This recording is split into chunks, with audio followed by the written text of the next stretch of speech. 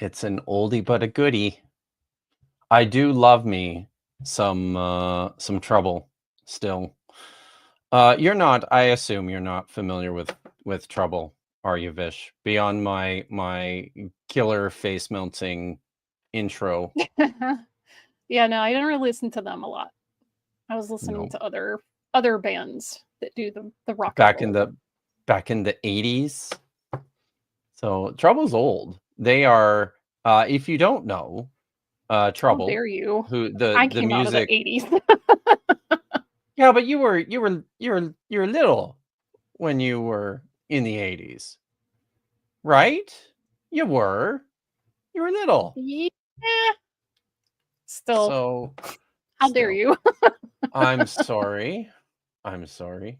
Uh I was going to point out that Trouble was a Christian heavy metal band. Trouble is the band that made the music that I've ripped off for that particular intro. That song is titled "The Bastards Will Pay," and it is found on the album that is, I believe, commonly identified as Psalm 9. It's their debut album. It didn't have a title, I believe, when it was first released. But yes, this is a Christian band from the late 70s, 1980s, and they were a pioneer in Christian heavy metal. But were not the community was not so overly enthusiastic about them because, in spite of their great love for Jesus, they also continued to struggle with all the vices that come with being a They're rock human star: beings. Ugh, gasp. drugs, sex, and rock and roll. Yeah, but listen, the music is phenomenal, and I'm sorry, Dr. Joshua Bowen, I do not have time to pick up the phone at the moment. I'm in a stream. Worst timing.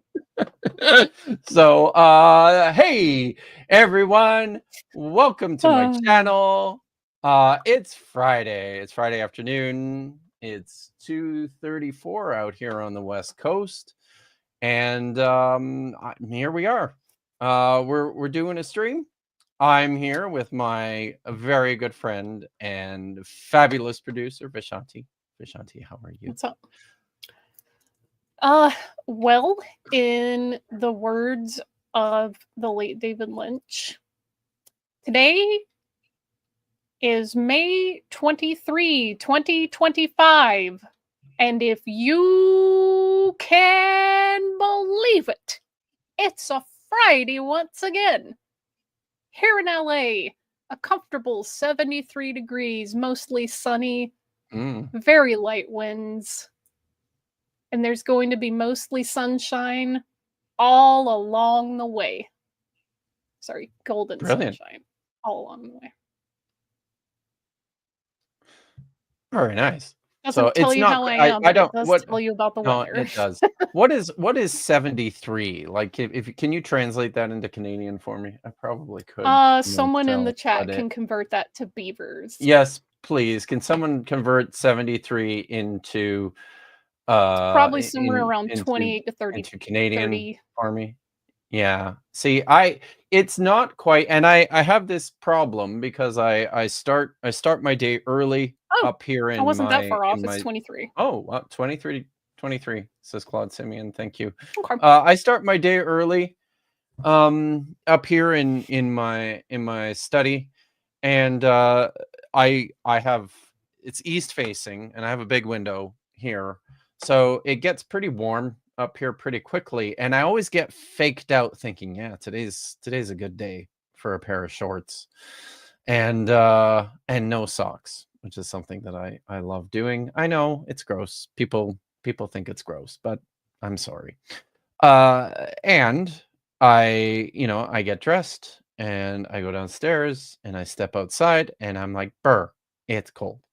It's only, 16 degrees, 17 degrees. It's not quite enough. So, anyways, it's like that today. I think it's 17 today.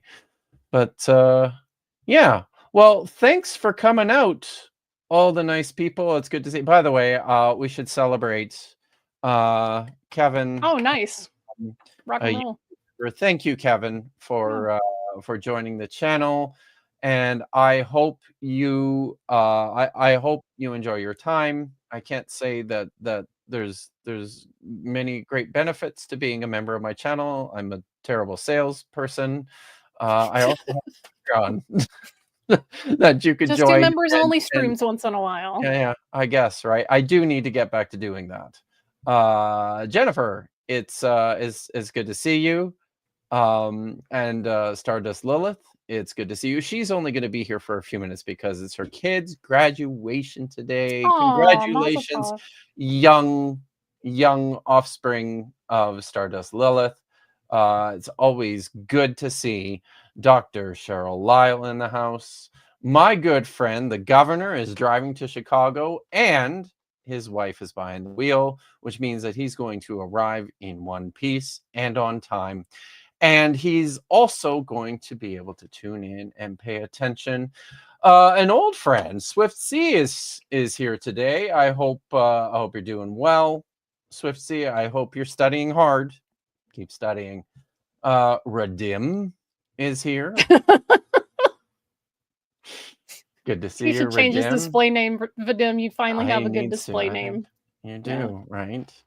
Holly, Unbiblical Egyptian Hegemony Hawk is here. It's good to see you. John Gooderham.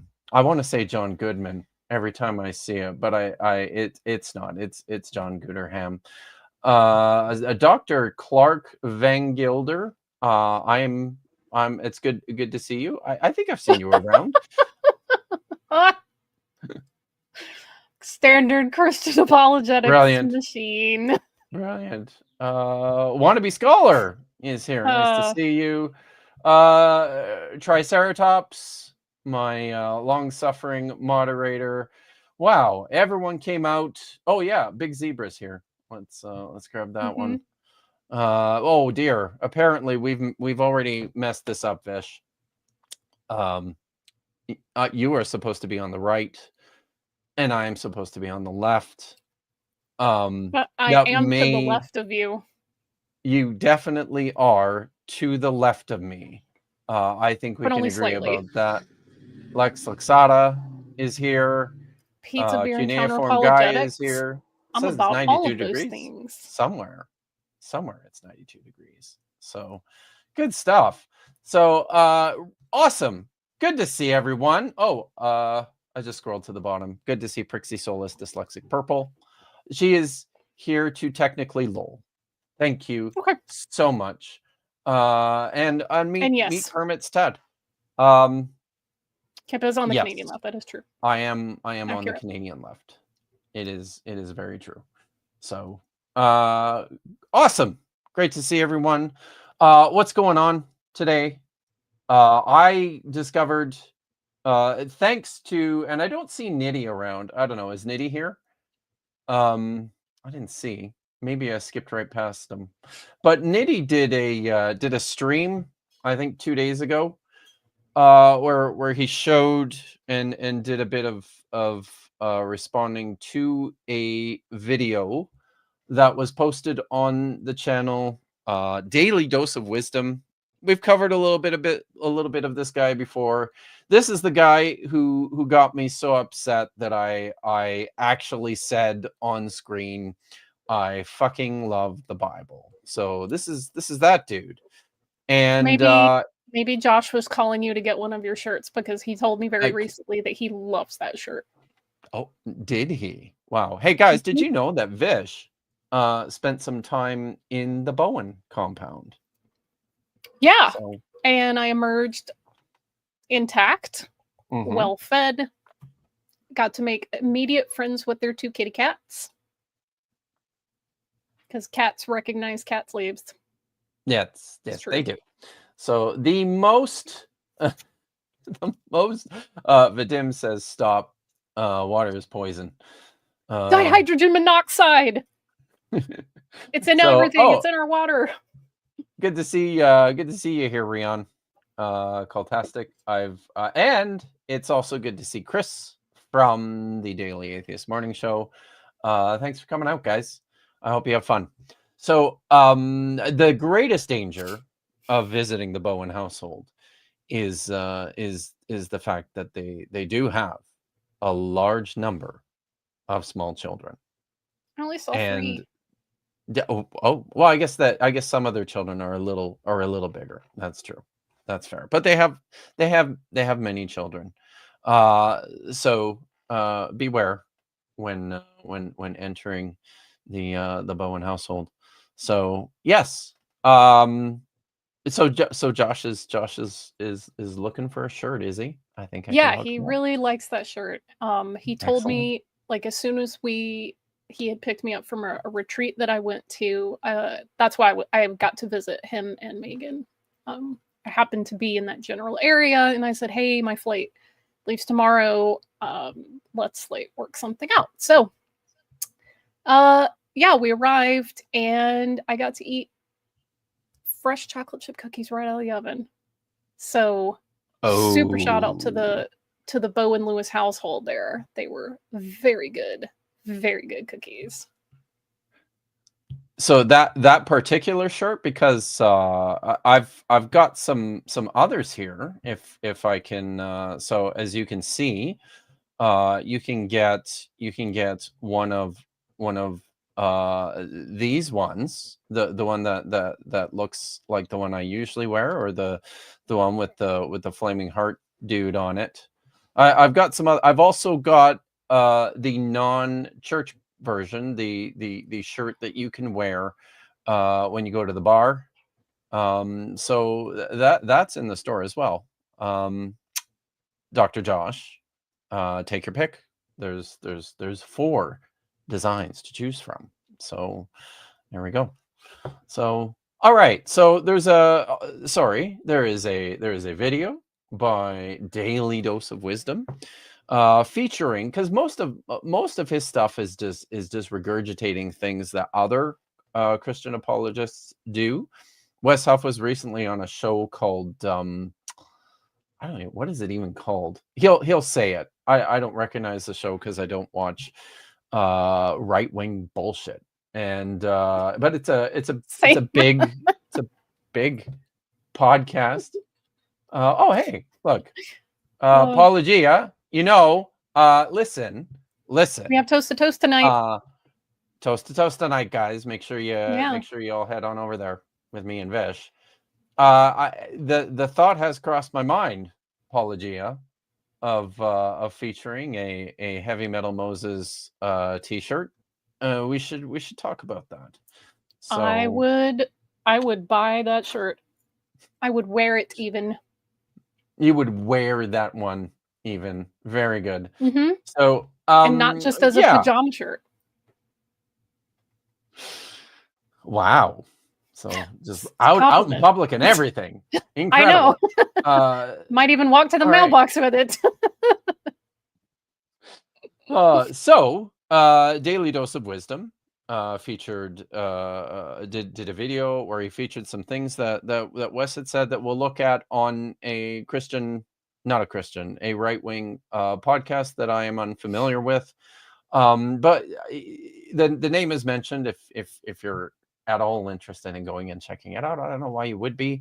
And then he also has on Michael Jones from Insipid Sophistry to go over some of the important talking points in this controversial issue of the Canaanite conquest.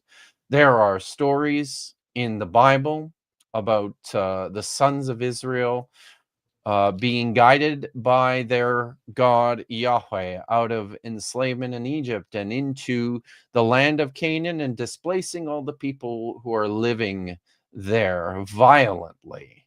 So this is problematic on several fronts.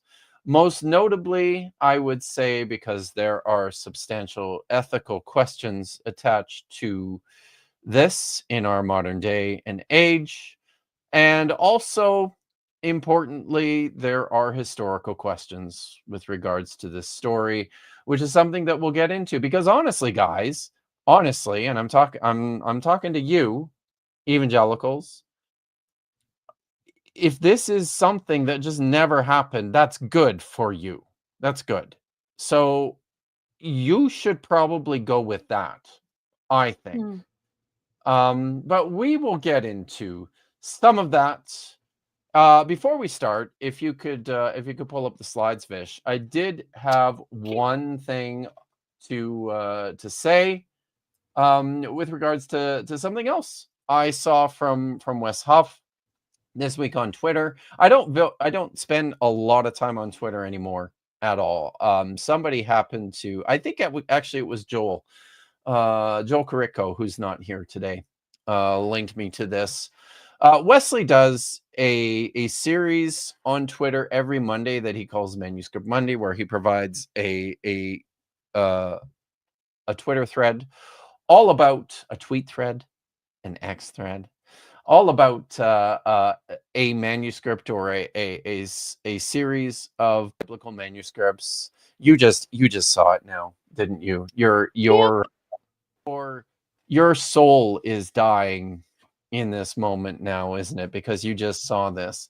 So on this last Monday, Wes featured the Book of Enoch in early Christianity. As many people are probably aware, maybe not all of you are, but one of the reasons why, I mean, Enoch's famous just because it's a really cool, interesting story, early Jewish story, and it's very old. The oldest parts of the Book of Enoch date back all the way to the 3rd century BCE. It's a large collection. It's a compilation of various texts. There's possibly some traction to the idea that the books of Enoch in the 2nd and 1st century BCE certainly were on the same level in some Jewish communities as the Torah of Moses. A very important collection of literature. Uh, Most Christians recognize the books of Enoch, well, those in the Ethiopian church, because it's still part of the Still part of their Ethiopian canon. Christian Yeah. canon. It's still part of it. But other Christians will recognize it mostly from Jude's rather explicit citation of the book in the book of Jude. I believe it's Jude 14. So here, as part of his tweet thread, Wes makes reference to Jude's mention, his citation from the books of Enoch, and says this: Jude's reference does not match any specific portion textually of the book of Enoch. It's likewise unclear whether Jude would have access to the document we now refer to, I think he's saying, as First Enoch. So there's some problems here. Are you right? shitting me with this?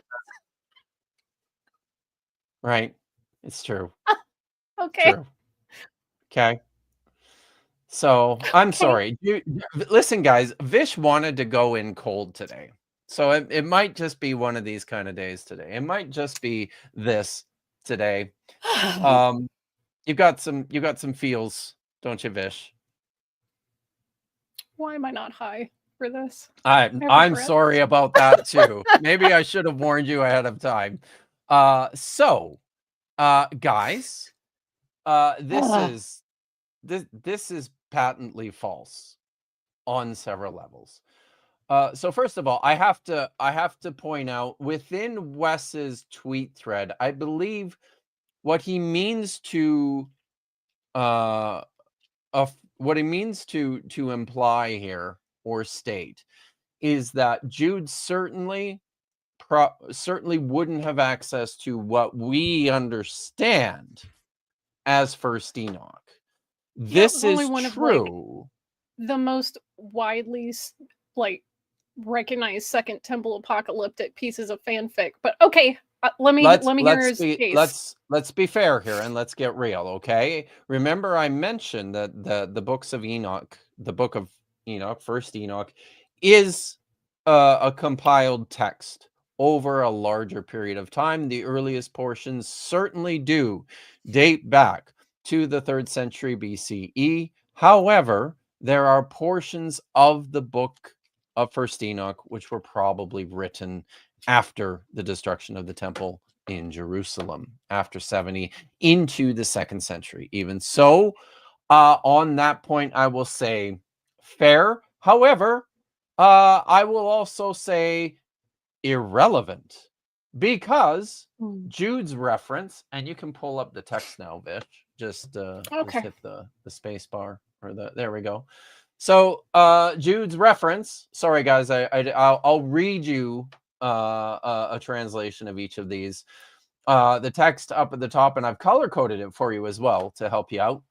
The text on the top is Jude's citation, which comes from, let me get the reference right here.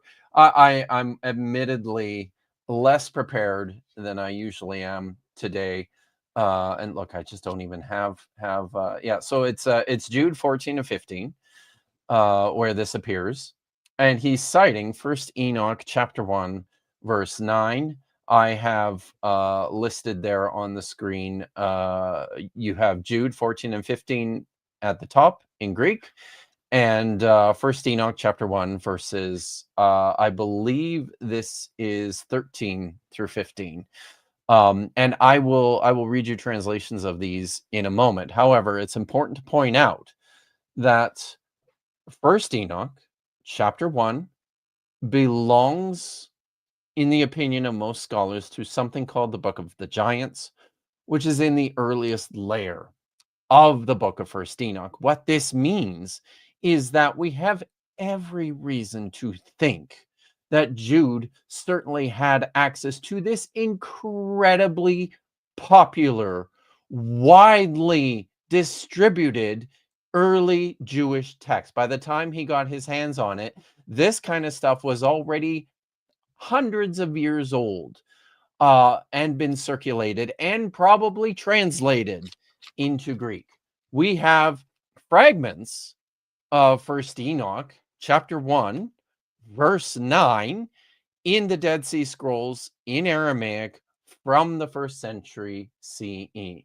So as to his claim about Jude's reference not matching any specific portion textually of the book of Enoch, I would also like to point out that this is false. What I have here color-coded on the screen are correspondences between Jude's citation above and the text from First Enoch chapter 1 verses 9 below. The orange text is what I would consider direct verbatim citation. The blue text that you see, there's a handful of additional words that have been highlighted, and I've done this conservatively. These are indications of not exact textual alignment, but very close, a close enough relationship to show that this absolutely belongs to the text that that Jude is citing. So here, I'll just read what's on the bottom. This is First Enoch, chapter 1, verses 8 through 10, I believe. So, with the righteous he will make peace, he will protect the elect, and mercy shall be upon them, and they shall all be of God, and he shall give them satisfaction, and they shall all be blessed. And he will help everyone and will help us. Light shall appear to them, and he shall make peace with them. Here is the critical portion of the text that Jude cites. See, he is coming with his myriad, or his 10,000s, and his holy ones, to execute judgment against everyone. He will destroy all the ungodly. He will convict all flesh for all the deeds of their ungodliness by which they have sinned, and of all the hard words which they have spoken, and on account of all the ungodly sinners that have spoken against him. So that is the text. Here is Jude, verses 14 and 15. And about these also Enoch, names the prophet he believes he's citing, the seventh generation from Adam, who prophesied, saying. So right away, I think it's important to point out that he's identified the text.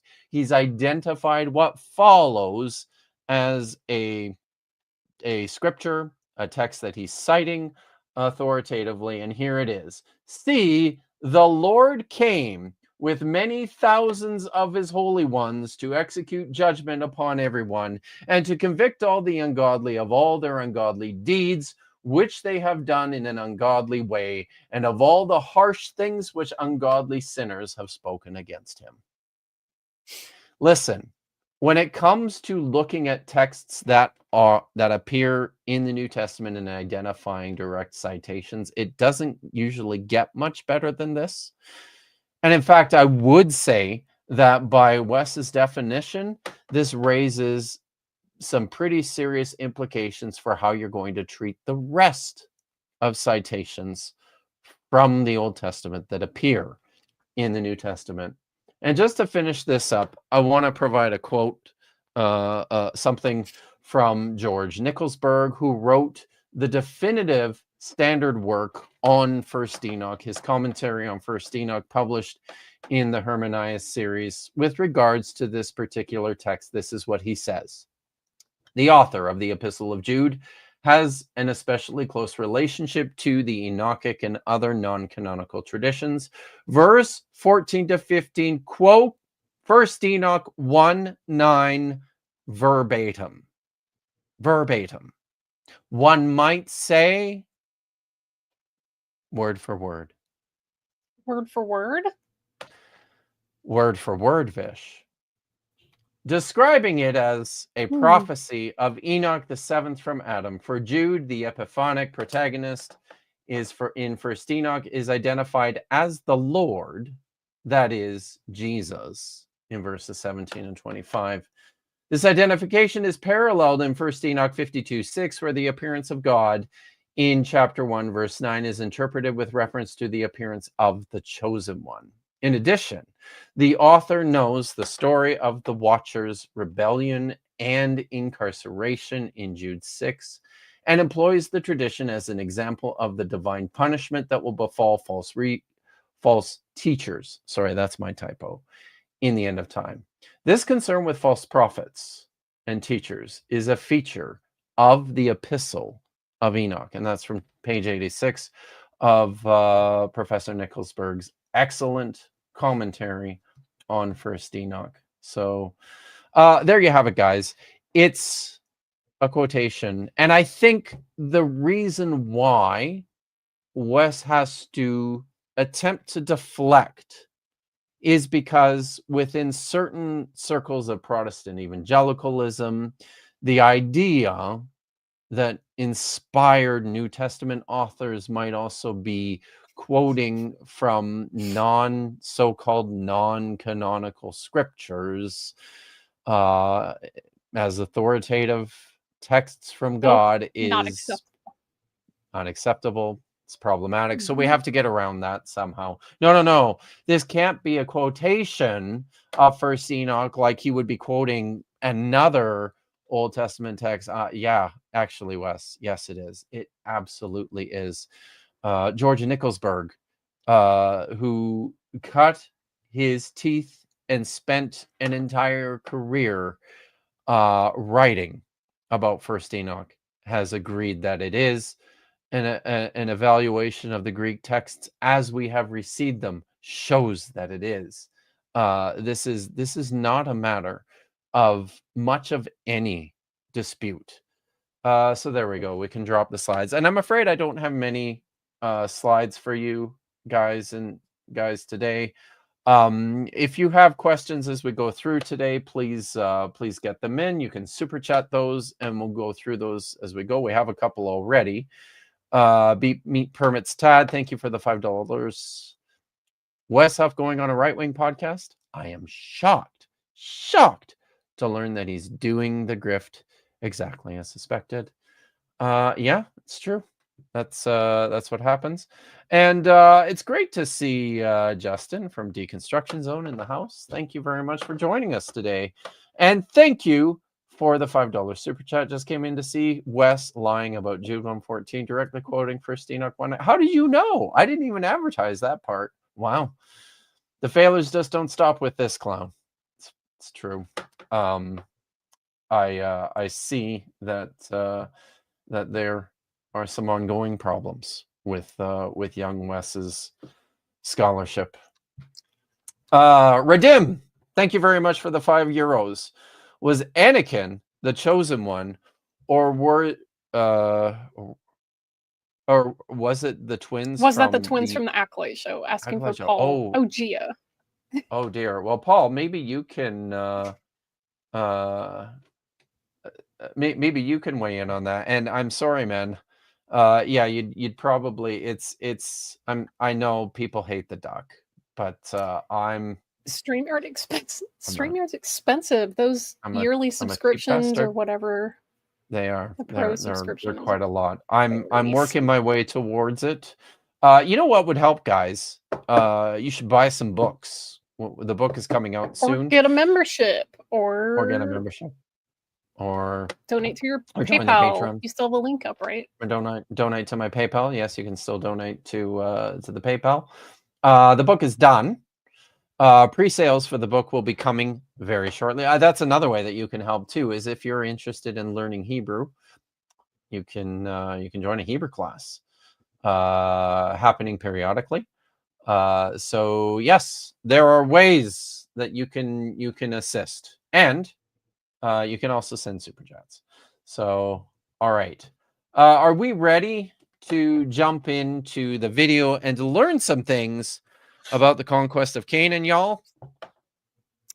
I'm just very confused as to how Wes Huff can say that we have an almost word for word quote, and yet say that it's not something they had wide access to. Is he gonna try to say that Enoch came later and quoted Jude? Because that's not tenable. I really think the desperation here is, it sounds a lot like Enoch, but it's not identical on every word. Okay. Even though, and let's listen. Importantly, we're dealing with Jude writing in Greek and drawing from a Greek translation of First Enoch. We don't have any examples of Greek translations of First Enoch that date back to the 1st century. We have Aramaic original, or I shouldn't say Aramaic originals. We have texts of First Enoch written in the original Aramaic in the Dead Sea Scrolls that we assume up to this point were also being translated into Greek. But for all we know, this was a verbatim quotation of a Greek translation of First Enoch that Jude had access to. And when I'm saying Jude, I'm just talking about the author of the book of Jude here, everyone, the epistle of Jude.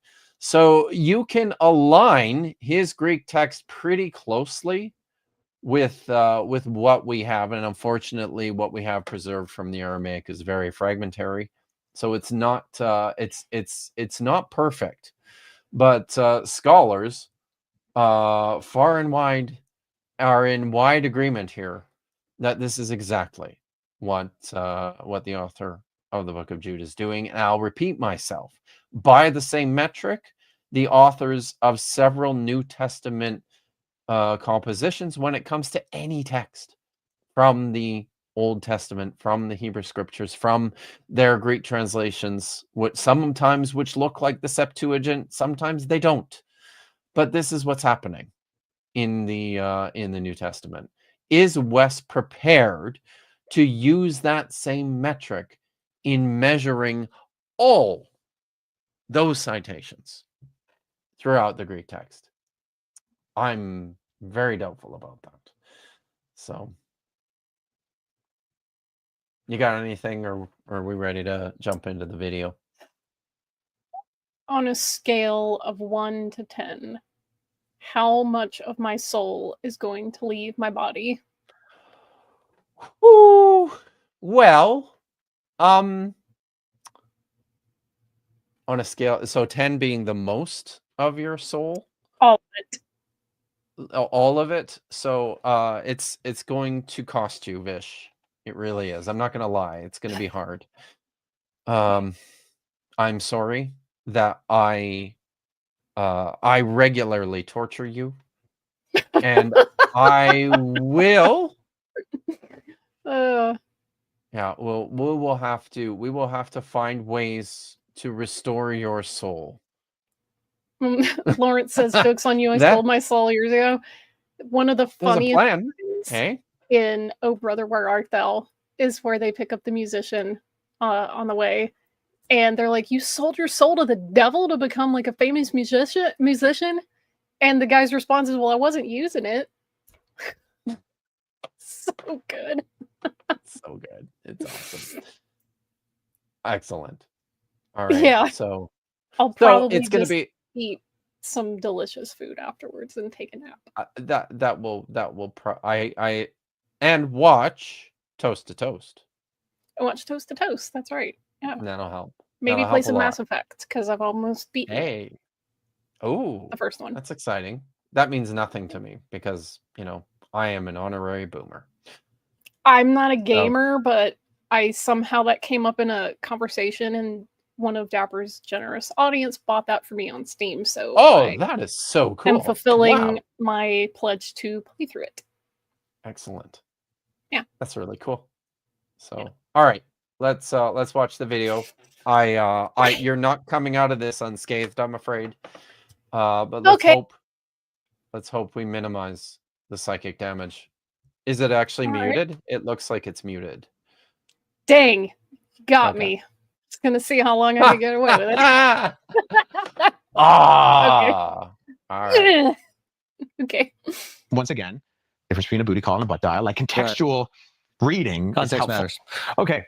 In that regard, something I've seen brought up on the internet, a debate that I never really considered as a kid that I find fascinating. Debates on the internet? Oh my goodness. Okay. Is the murder of the Canaanites. Mhm. And this is something that gets brought up a lot. That basically you have this command by God to go into this land and murder all the people, men, women, children. Mhm. And ostensibly some of them are innocent, but yet all of them need to be killed. Right. And people have kind of taken a bunch of different sides.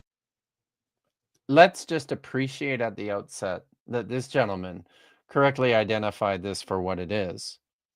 It's murder, guys. It's murder. Mhm. It's murder. We want to live Thank here, you but for there's that. people in the way. Not for long. Yeah.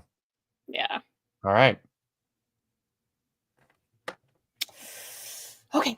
This is like, is God justifying genocide? Right. What do you make of that text? As I'm sure most of you know by now, Wes Huff recently went on the Flagrant podcast. He was asked a ton of questions about God, Christianity, and the Bible. And of course, at some point, the call. There's the name. That's the name of the podcast. Flagrant. Oh, okay. Got it. Okay.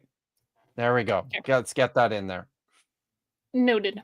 Call to drive out the Noted. Canaanites in the Old Testament was brought into this conversation. I would say this is probably currently the most popular objection to the Bible. And I also frankly think it's one of the most understandable objections. So in this video, we're going to feature Wesley's response to this objection. Then Michael Jones from Inspiring Philosophy is going to unpack this a little bit more with me. We're going to explore two separate explanations for this frankly very challenging portion of scripture. So with all of that in view, let's begin. So I don't think Can it's you pause it genocide for in a the way that we second would before we understand begin, Vish? And maybe I'll ask you this question because Okay. I respect your intelligence.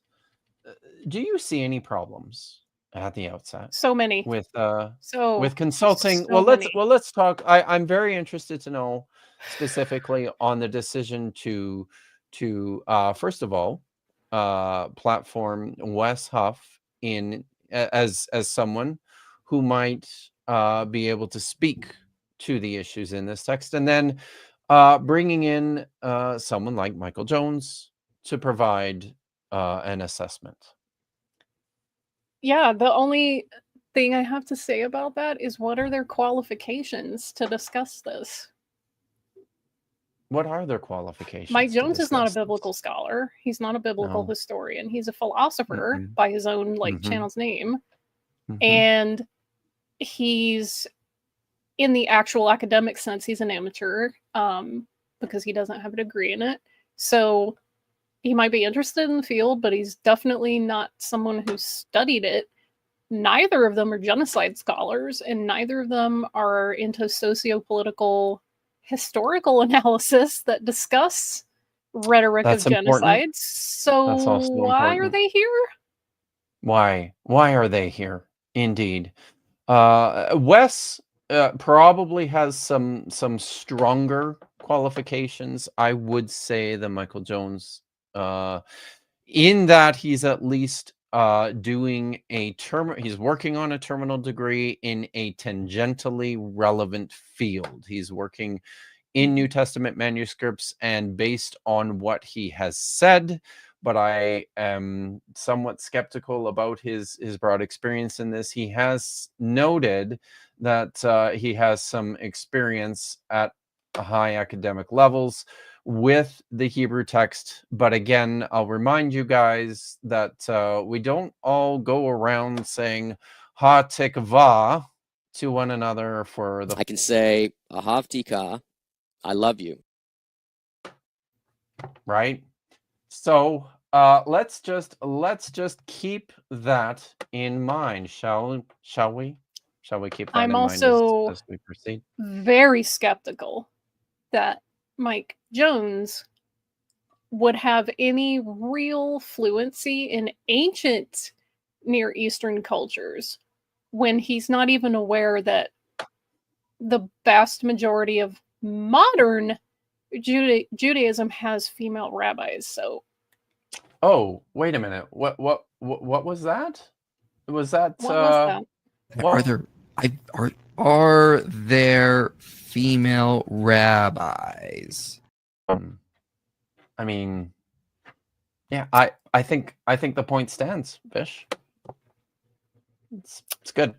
It's good You insight. and Josh saved that clip just to cause me psychic damage. Come on, you laugh. I've seen you laugh. I've seen you laugh when I have played that clip. You The love it. laughter is Deep to down, keep the tears secretly. at bay. Yeah. All right.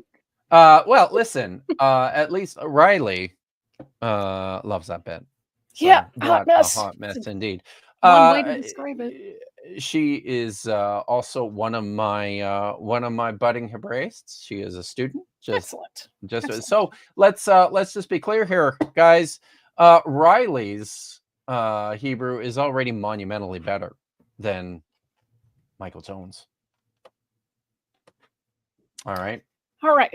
Shall I proceed? We shall proceed. All right. Let's begin. So I don't think it's genocide in the way that we would understand genocide, specifically because the I had to stop there because How do we I know understand exactly where genocide? this is going. You know where this is going. He's going to try to say, because not all of them were wiped out, it's not genocide. Knowing, or perhaps not knowing, that Lemkin, the person who coined the term genocide, specifically said it doesn't have to be every single person of a group to qualify as genocide. Even the UN says in whole or in part. Hmm. So what does he mean, we? Indeed. What do you mean, we? What do you mean, Wes? we? And we've got Yeah. yes. So I mean, let's watch a few more. Okay, let's minutes see of if my this. prediction's correct. the Canaanites continue to pop up. So if they did actually wipe everybody out, they did a poor job at it. There's a few things going on in the text. God promises Abraham Canaan and says, I'm going to give it to your descendants, but I'm going to wait 400 years because the sins of the Amorites have not come to their full fruition. So God gives them 400 years to repent. And by the time you get... Well, guys, God told me that I can move into your mansion, so just give it up. Just get out. I mean, that's what God told me. Did he tell you that yesterday, or did he tell you that 400 years I mean, ago? like, I know you're probably thinking, like, which God? You wouldn't know him. He goes to a different school. We're being cheeky. Aren't we being cheeky? All right. This is I hate apologetics so much because I you end up defending yes. things like genocide and slavery. You don't have to, and I've said You- this before. You don't have to do that. You don't have to do this, guys. You just You don't. don't have to. That is a choice, and you don't have to make it. Very Okay. importantly, and I'll get to some of the scholarship on this in a minute, but guys, the conquest of Canaan did not happen. It didn't happen. Okay? Those stories in the Hebrew Bible, in the book of Joshua, those are fiction. They are fantasy. They are propaganda in the guise of a novella. This is literature. It's terrible, and the rationale behind the literature is terrible. But I just need to keep pointing out that what is described in the book did not happen, and we're confident on this point for a number of reasons, which I will not take the time to get into in terms of the nitty-gritty. You can find information about that here directly on YouTube. Josh and I made a video with our good friend Apologia here. Wes would rather his God command genocide than have his God's book contain even hyperbole. Event hyperbole. Event hyperbole. See, there's Either polemics, except when they're not polemics. Mhm. Indeed. But Apologia has a video on his channel about this. You can go watch it, but not now. Wait until later. And yeah, it's good, guys. It's got cartoon Josh and me in it as well. So yeah, the conquest of Canaan did not happen. Shall we continue? Okay. Get to like Joshua, they're not repenting. If anything, they've gotten worse, right? They're doing things like child sacrifice to these agricultural gods. And so then you have something unique in the Old Testament where If you don't change your culture and your religion to fit mine, I'm going to kill you. Yeah. That's what my God said. Um, But you got Can I- 400 years to change, so you could take your time. But yeah, if you don't completely overhaul your entire way of life, it's curtains. Yeah, Mm. indeed. I Yeah. feel like I should say something, however, about child sacrifice on this point.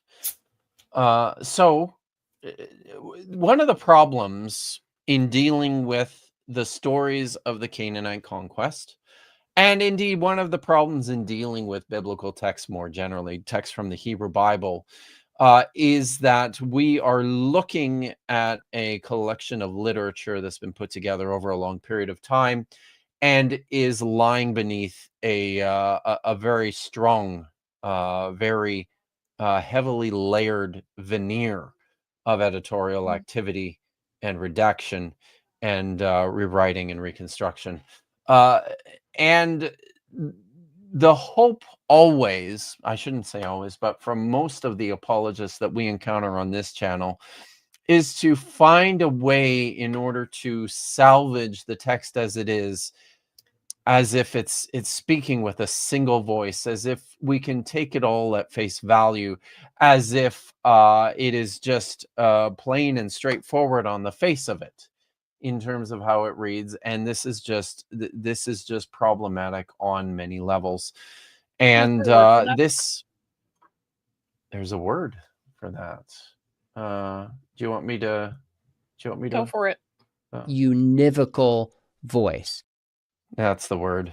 So, yes, the Bible is not univocal, as my good friend Dan McClellan is fond of saying. I don't know, he might not be fond of saying it, but he has to say it a whole hell of a lot. So, He's what we're probably dealing fond of with it here, in the same he way that might Josh be, Bowen is yeah. fond of talking about slavery. Indeed.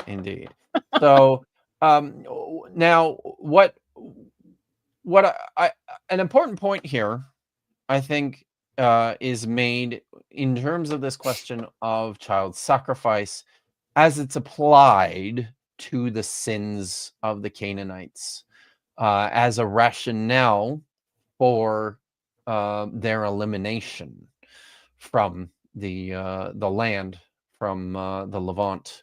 So the problem here is that when you look into the text, you will discover that the connection between child sacrifice and the Canaanites is not evenly distributed. There are plenty of texts in the Hebrew Bible which connect the Canaanites to God's decision to get them out of the land and to exterminate them. But there is nothing there specific with reference to child sacrifice as the reason for that. Most of this comes from the holiness code, which is in Leviticus chapter 17 through 26, particularly Leviticus chapter 18, where the specific invective is written there, that you shall not do as the other nations surrounding you do in offering up your sons, making them the actual term here, the technical term is making them pass through the fire. This is the term that's used pretty consistently throughout the text with reference to child sacrifice.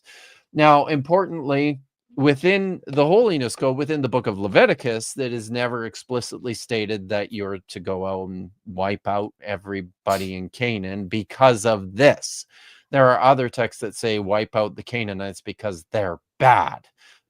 People look at the text in Leviticus chapter 18 that says, look at all these practices of the Canaanites that are bad, don't do those.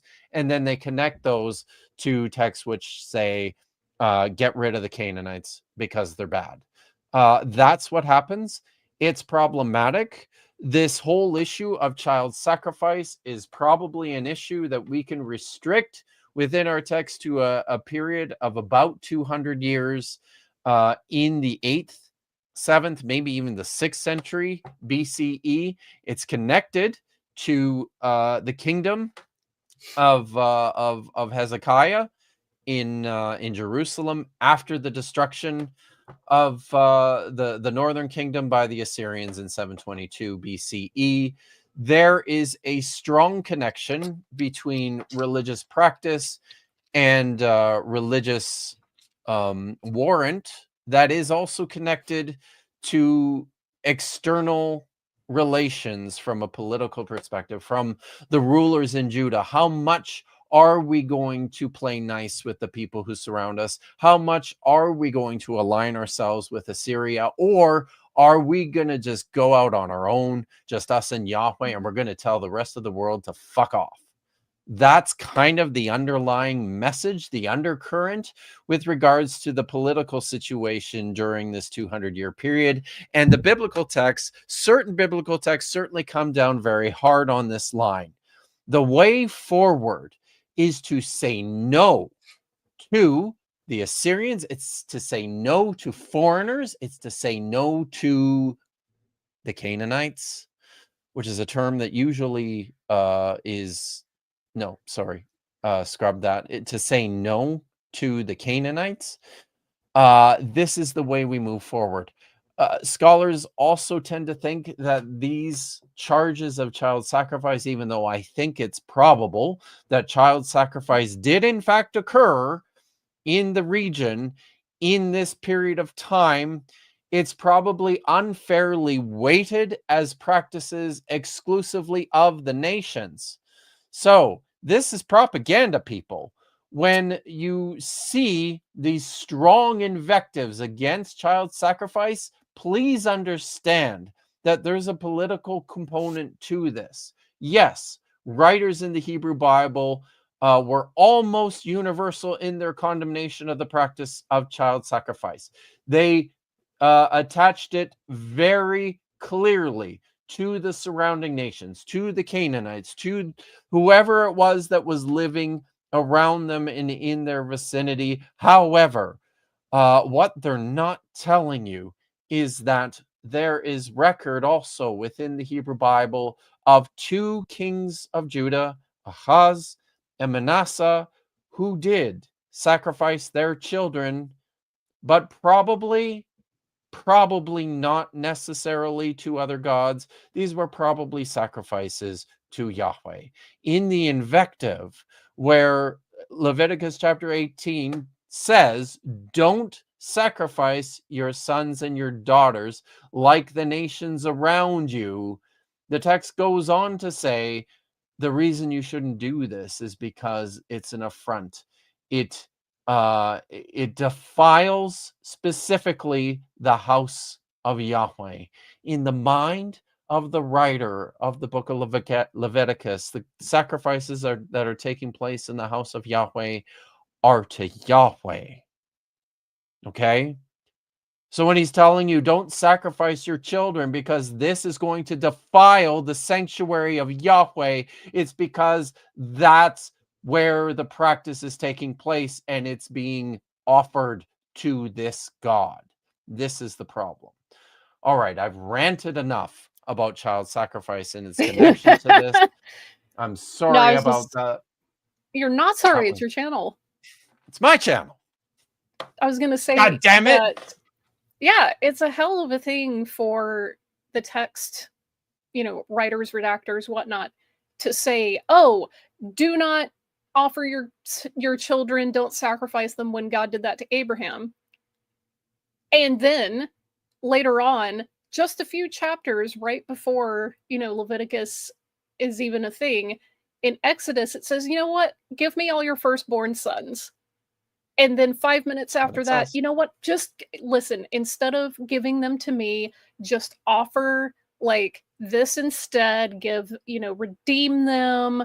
I'm going to take priests and things like that. Maybe I'll take priests. Or maybe you could circumcise them. Or yeah, maybe you could just do this pay instead. some money. There's nothing, there doesn't seem to be much agreement throughout the text, which is, again, these are the sorts of clues that scholars look for in order to provide us information about what's actually going on when the text is grappling within its own culture, within its own ideology. So because I can confidently say that those of us in this audience today who have children, if you suddenly heard a voice that you interpreted as God saying, hey, go kill your kid, you would hesitate. And at least I would hope you would, because if you didn't, I don't want to be around you.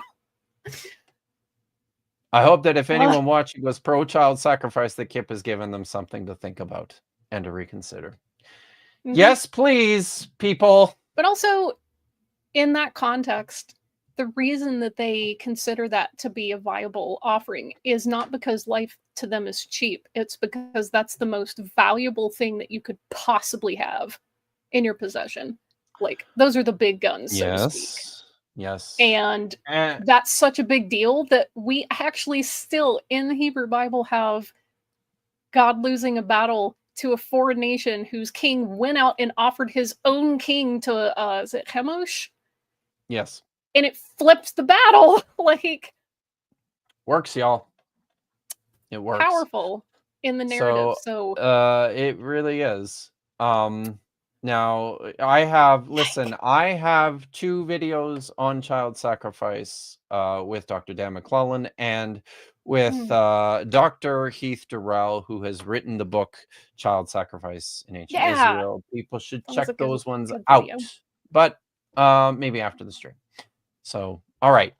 Let's continue now that I have ranted. Okay. Very ranty. That's okay. It's Friday. Or before the monarchy, before like Saul and David, the kings, it's a theocracy. God is the ruler of the people, and he uses Israel to enact his judgment. So he enacts judgment on these terrible people in order to, so like in the same vein, a lot of people who say to me like, look, there's genocide in the Old Testament, also say things to me like, well, why doesn't God do anything about the evil in the world? I would actually argue this is an example of God doing something about the evil in the world, and that he's using his nation Israel to accomplish the wiping out of these people. So he sees that as justice for what they've done wrong. These are bad people. Right. And so I think just The genocide apology, I can't. I cannot. Yeah. It's Well, it's okay when God says they're bad. he's doing something about it. He's doing something about the Um, evil in the world. He's just killing the bad people, but he's using one specific Let's group of people to do it.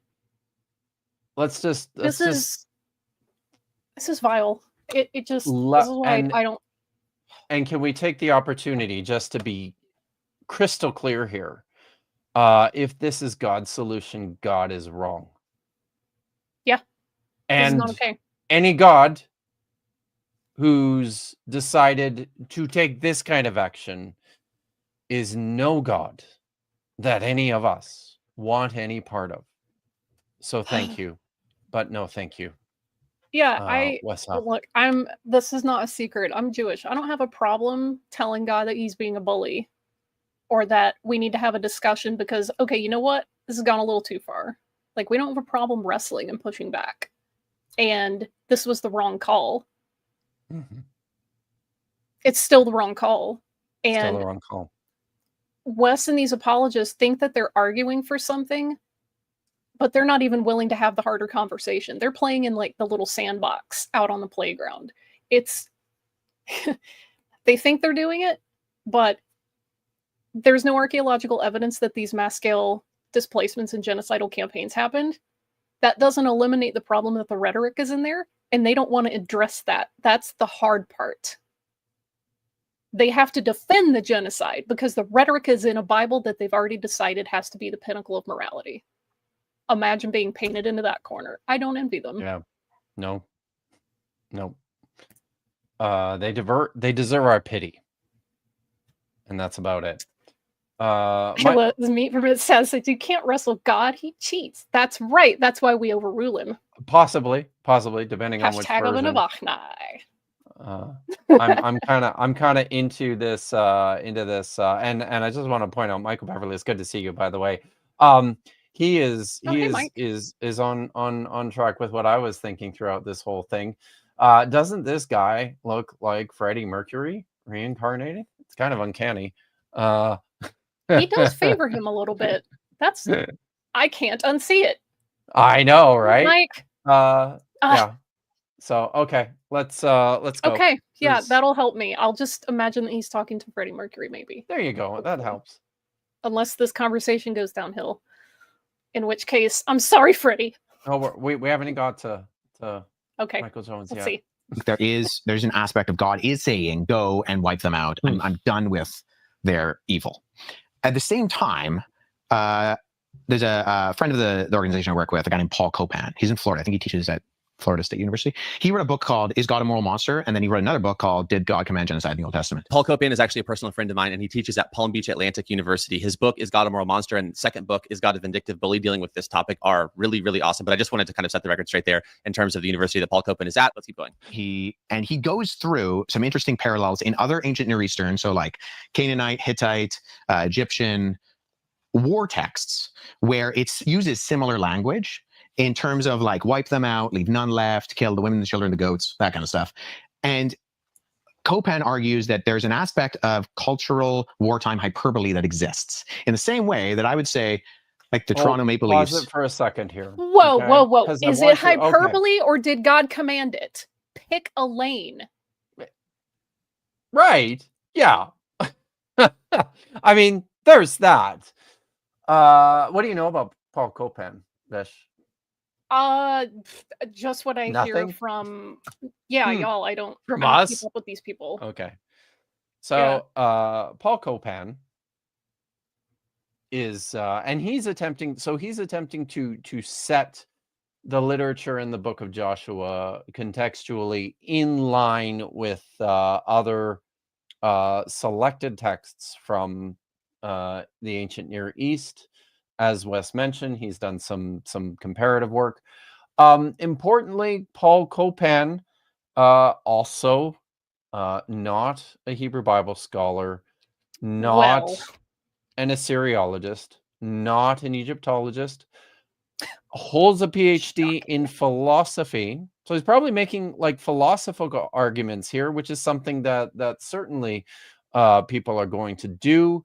But I'm gonna say not the best source in terms of evaluating and doing this comparative analysis with the rest of the literature, and we will get to some of that when we get to Michael Jones. But I did want to point out, so could this I'll raise this question now.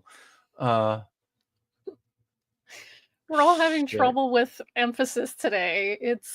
It started with like univocal, and I think it's poisoned our brains. I think it has. Was that me? Did I say it funny? I didn't even It was notice. just the emphasis. You put the emphasis on the wrong syllable.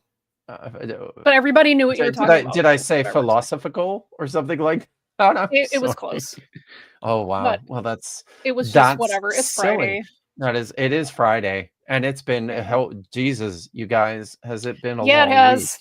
So and honestly, I am here because I need to hang out with my friends and my peeps. So thank you for coming and hanging out. But I think this is a question that we need to keep in mind here, and we'll talk a little bit about this when we hit on some of the stuff for Michael Jones. But think about this, audience. Are these actually comparative examples to what's taking place in the book of Joshua? So let's hear how Wes summarizes Paul Copan and his argument from hyperbole. Okay. Paul Copan, the philosopher. The philosopher. Not Bible scholar or historian. Okay. Josh. Got it. Murdered the Montreal Canadiens, right? There's an aspect of, if you didn't understand what I was talking about, I'm talking about hockey. I'm talking about a team. When I say murdered, I don't mean like that they were like that. We use these kind of phenomenological hyperbole in our language today. Like we do this. You killed at your last set, right? Like this kind of stuff makes sense. Yeah. Again, just for the audience and the cheap seats here, did God say it or is it hyperbole? Pick one. You can't have both. And so in these kind of ancient Near Eastern texts, you have these levels of hyperbole, which could mean kill everybody, but doesn't always mean that. And we can compare them with like Egyptian steles or like wartime inscriptions from. Does other hyperbole exist in the religious texts when it doesn't have to do with these type of severe? So I think that's a very important point that he made, though. It could be hyperbole, or it could actually be describing the intention of the author in terms of total annihilation and total eradication. How, I think, is the next question. How do we weigh these things? How do we come to this determination on deciding that difference? Because it seems to me that what an apologist wants to do is just look at the stuff, look at the texts that he really doesn't like, and say, that's got to be hyperbole because I don't like that. Yep. And it kind of sounds like these other examples of ancient Near Eastern specific monumental sort of texts where similar, not identical language is used.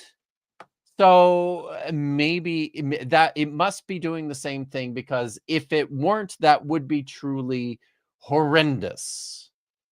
And I'm going to point out another couple things here. First of all, let's all just celebrate for a moment that yes, the Dallas Stars did indeed murder the Edmonton Oilers 2 nights ago. Is this hockey? Are you talking hockey? It was hockey. Okay. Paul knows what's going on. And why do we recognize that as hyperbole? Like I don't understand why these guys think this is such a powerful argument here. Because when you say something like, "Oh, God damn it,"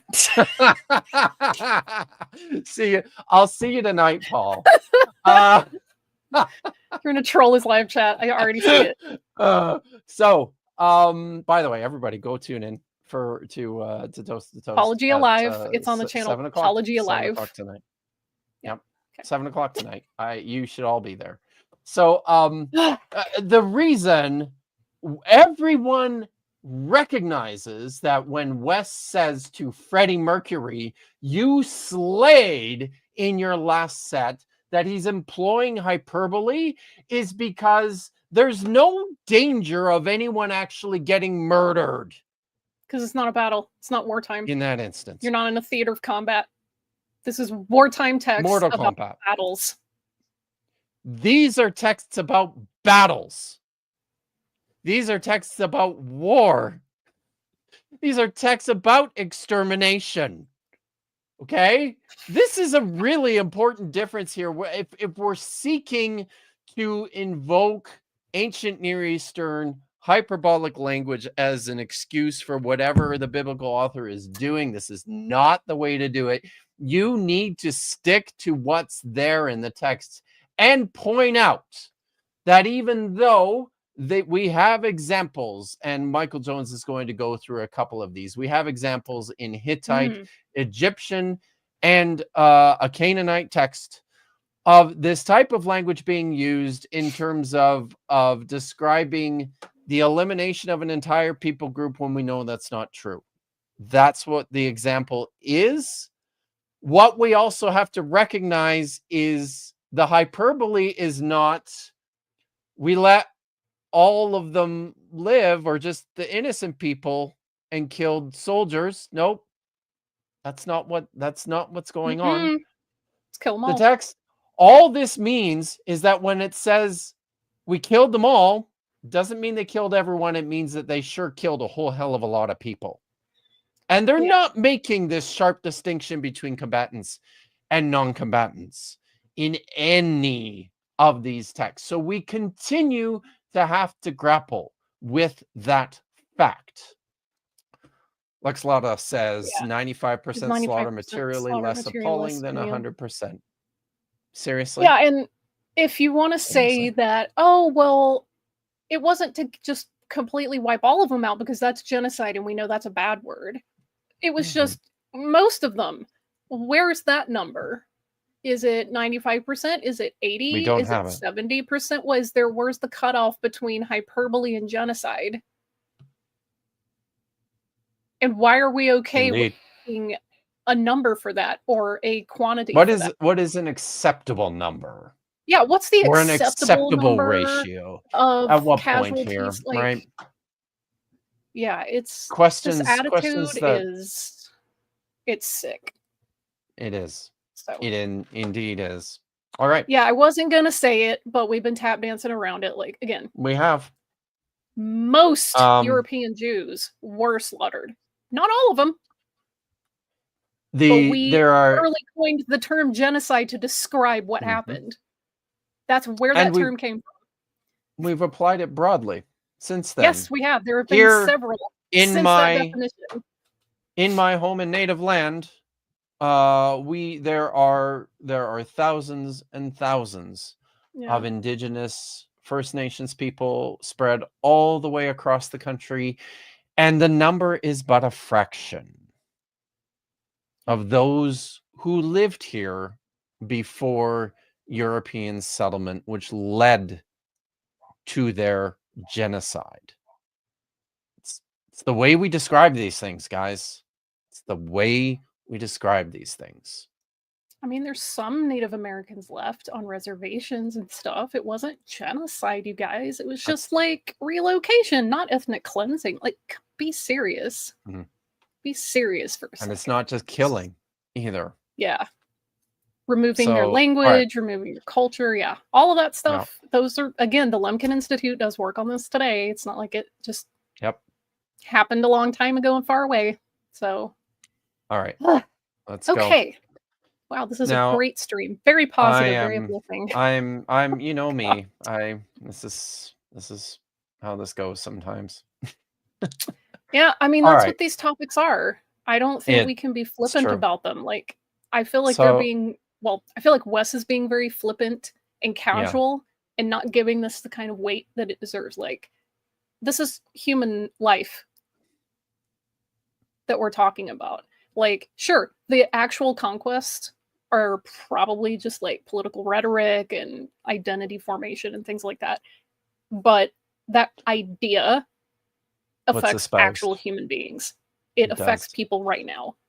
So all right, we need to be talking about that. So. Here's what we're gonna do, Vish. We're gonna watch. Okay. Wes is just about done here. We're gonna watch him finish up, and then Brandon, who's the Daily Dose of Wisdom guy, has some things to say that I don't care about. So we're just gonna skip him, and then we're gonna go to that next timestamp at 6:57. Okay. And before we get to the Michael stuff, I think we got a few super chats. We'll get to those. Okay. Sounds good. And we'll keep rolling. All right. Little palate cleanser. All right. Here we go. Situations like, are they hyperbolic about how fruit tastes? It's a good question. I don't know if I know. Because if that hyperbole exists in these other areas that aren't as high stakes, then it would make a lot of sense that it would exist when the stakes are high. But if it only exists when talking about genocide, it seems like people trying to skirt accountability. Okay, let me dive in here really quick just to give a couple. Okay, we don't care. Thank you, Freddie. Thanks, Freddie. All right. I don't know if it's a very good point, though. 6:57. Yeah. Yeah. I actually don't know if it's a very good point that just because there is like other instances of hyperbolic language in the Bible, we can certainly conclude that all the horrific examples of hyperbolic language, like you can't just measure all hyperbolic language the same either, right? There are ways in which varieties of texts are hyperbolic. Yeah. But we're gonna listen to Michael in a minute unpacking wartime hyperbole. For starters. What I was gonna say is Great Value Freddie Mercury was saying that people trying to make a distinction between wartime hyperbole and sports hyperbole, it seems like they're having to like have their cake and eat it too. They're just trying to get around the fact that, oh, well, it's just hyperbole, and any hyperbole is just a way to communicate ideas, you guys. That's sanitizing it. I think that's where he was probably going with that. So I think you're probably right. I will give him kudos for that. Yeah. Yes. All right. Let's look at some super chats. All right. Sounds good. I think Lawrence's was the next one. Okay.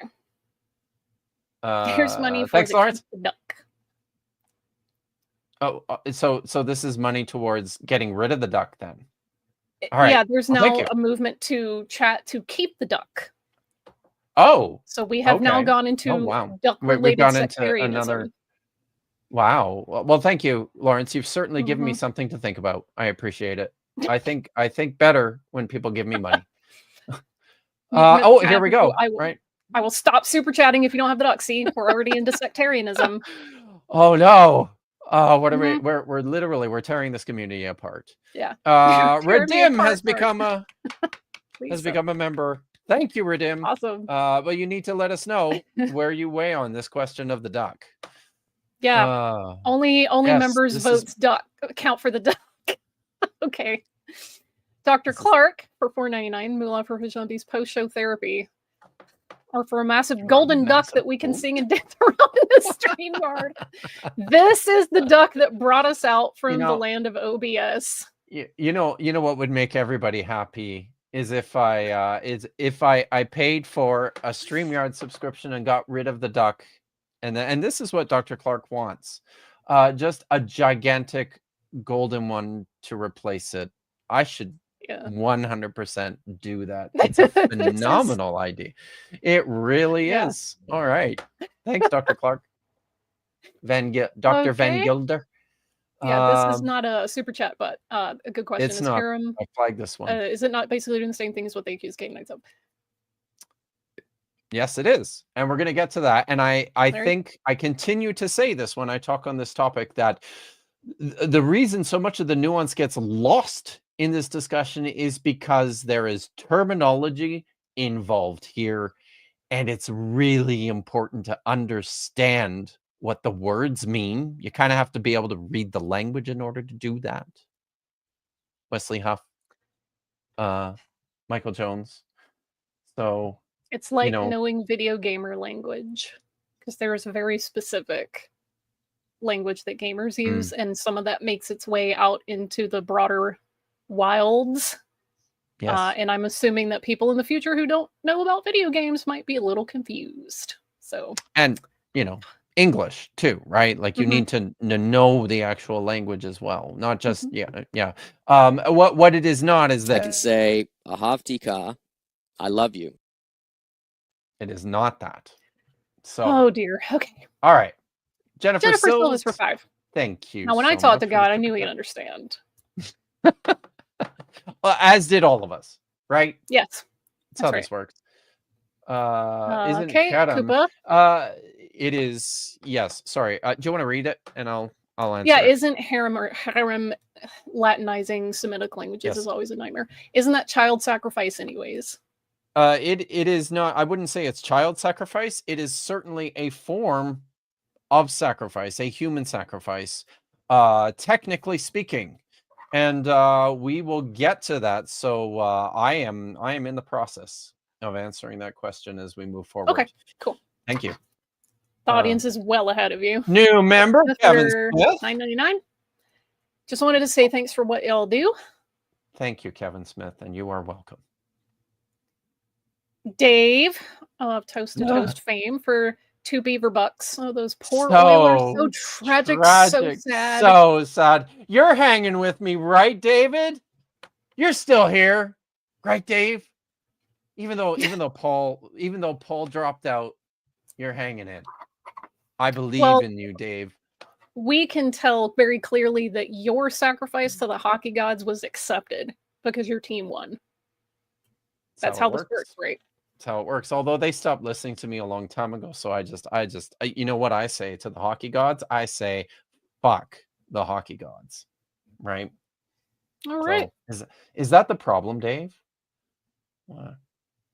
Maybe. Meet it's Tad for $2. Bob Jones, Ken is very flippant about murder. Bob Jones, Ken. Is that who is he's that? trying to say that Wes Huff is like Ken the doll, but from Bob Jones, Oh yeah, okay. Well, that's funny. I'm glad I got you here to interpret this stuff for me. That's the analog of Great Value Freddie Mercury. Excellent. Very good. In our millennial speak. Oh, look, guys. Nitty is here. Hey, Nitty, we're covering this video that you caught me on to. So, guys should also go check out Nitty's channel and should go watch Nitty's review of this video because he does probably quite a bit more with the philosophical questions than I do. Because he likes that shit too, and I hate it. So go check out Nitty. All right. Okay. We got it queued up to the next timestamp.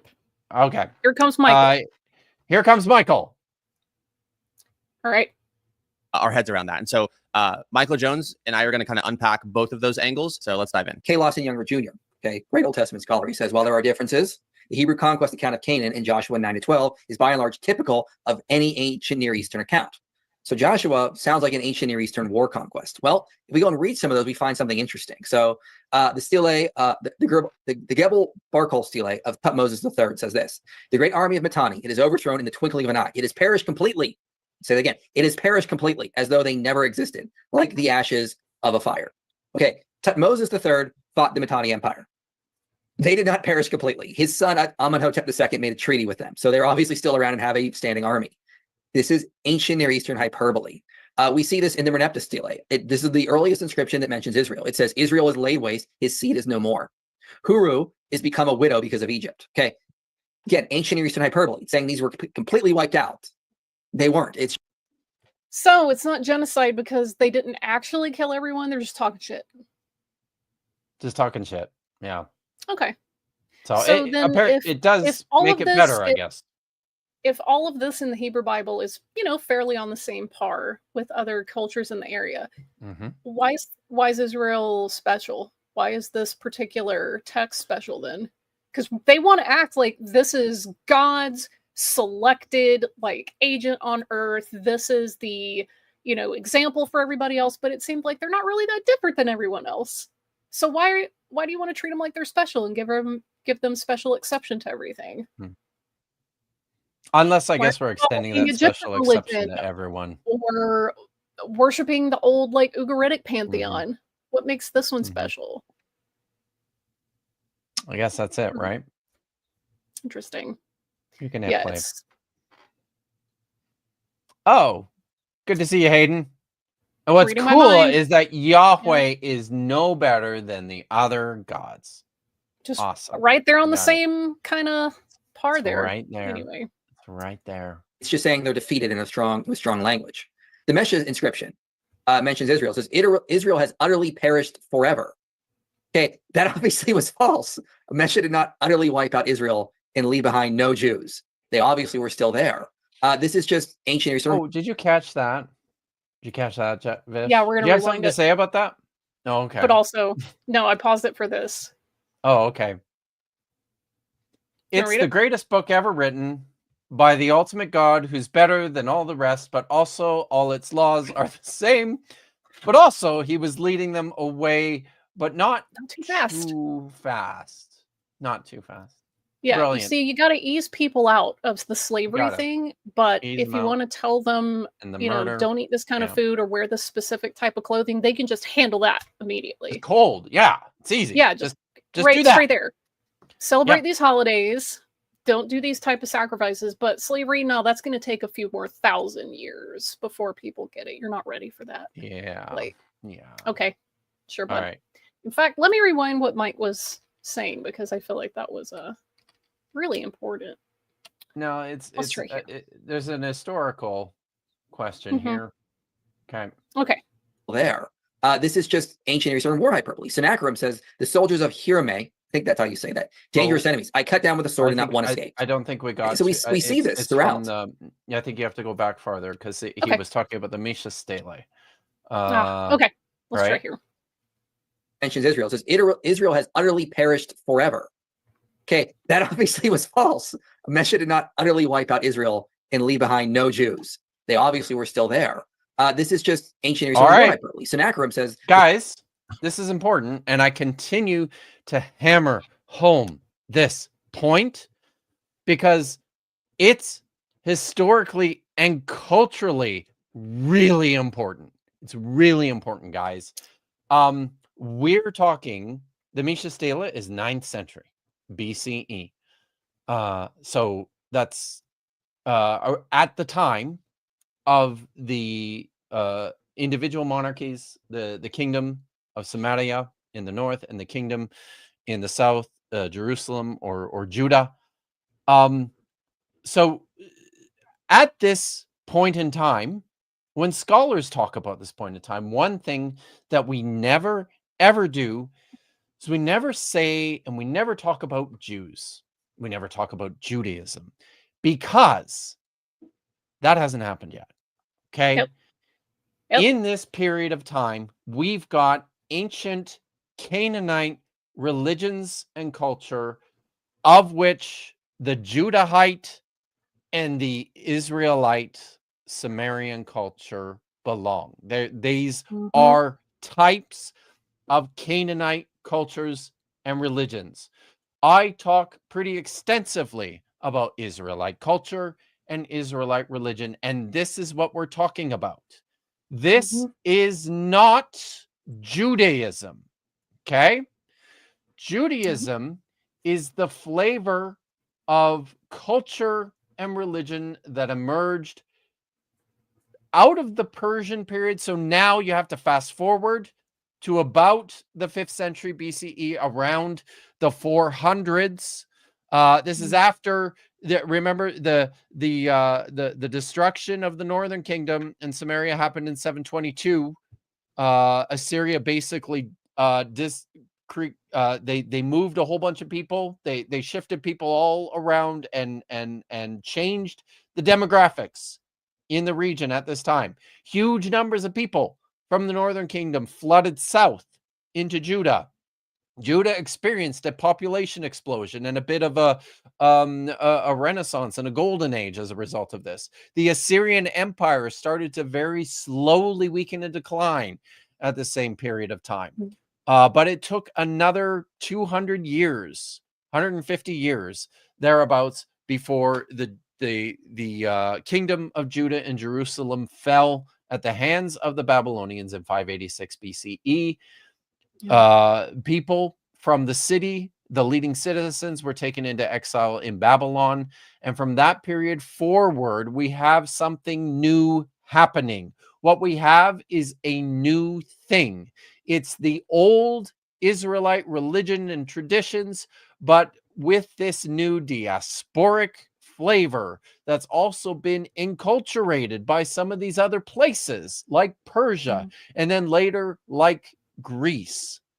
So this is what Judaism is. Judaism is the religion and the culture of these people that appears hundreds of years later and starts to distinguish itself in the 3rd, 2nd, 1st centuries BCE. It's an important historical point, and when Michael misses this, it tells you everything you need to know about his ability to handle these texts and to handle questions about the history, the culture, and the religion. Yep.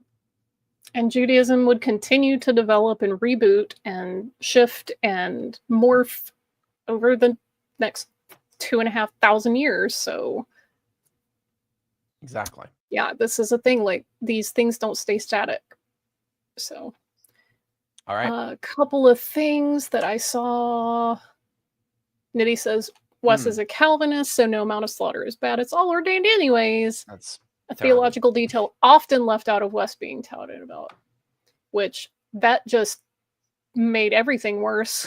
Let me know, Nitty. And yeah. Let me know, Nitty, if that's something that you covered in your stream, eh? Yeah, Lex people should check that out. Pretty spot on. In their mind, Semitic is a Hebrew, which is Jewish, and this is my hourly reminder that Semitic is not a people. You cannot be a Semite. It is a language family to which Arabic, Hebrew, Ugaritic, all these other languages in the area belong. So a language what, Vish? A language what? Language family. It's not family, it's clan. Mishkapet. I hate you. I'm on fire today. I hate you. Language group, thank you. Mishkapet. It's Mishpacha, but okay, whatever. Yeah, that's fine. It's fine. It's fine. Vicious Hebrew is miles ahead of all these guys too, by the way. So, yeah. I mean, I would hope it is. It'd be pretty sad state of affairs if it wasn't, but yeah. Okay. Right. So did you have, did you have one or two more? 9 hours. Come on, guys. We got to do this right. Right? 9 hours. Okay. Okay. We just need a little cleanse there. All right. There. That's good. Okay. The soldiers of Hirame, I think that's how you say that. Dangerous enemies. I cut down with a sword and not one escaped.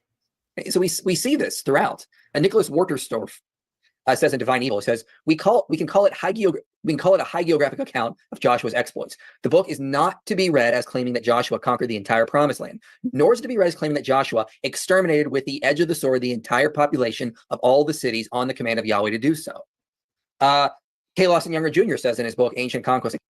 Yeah, well, my mom said you're a bitch, so who cares? Be nice. He's just quoting a bunch of people that already agree with him. Like, who cares? Are these experts in the field? Like the relevant field?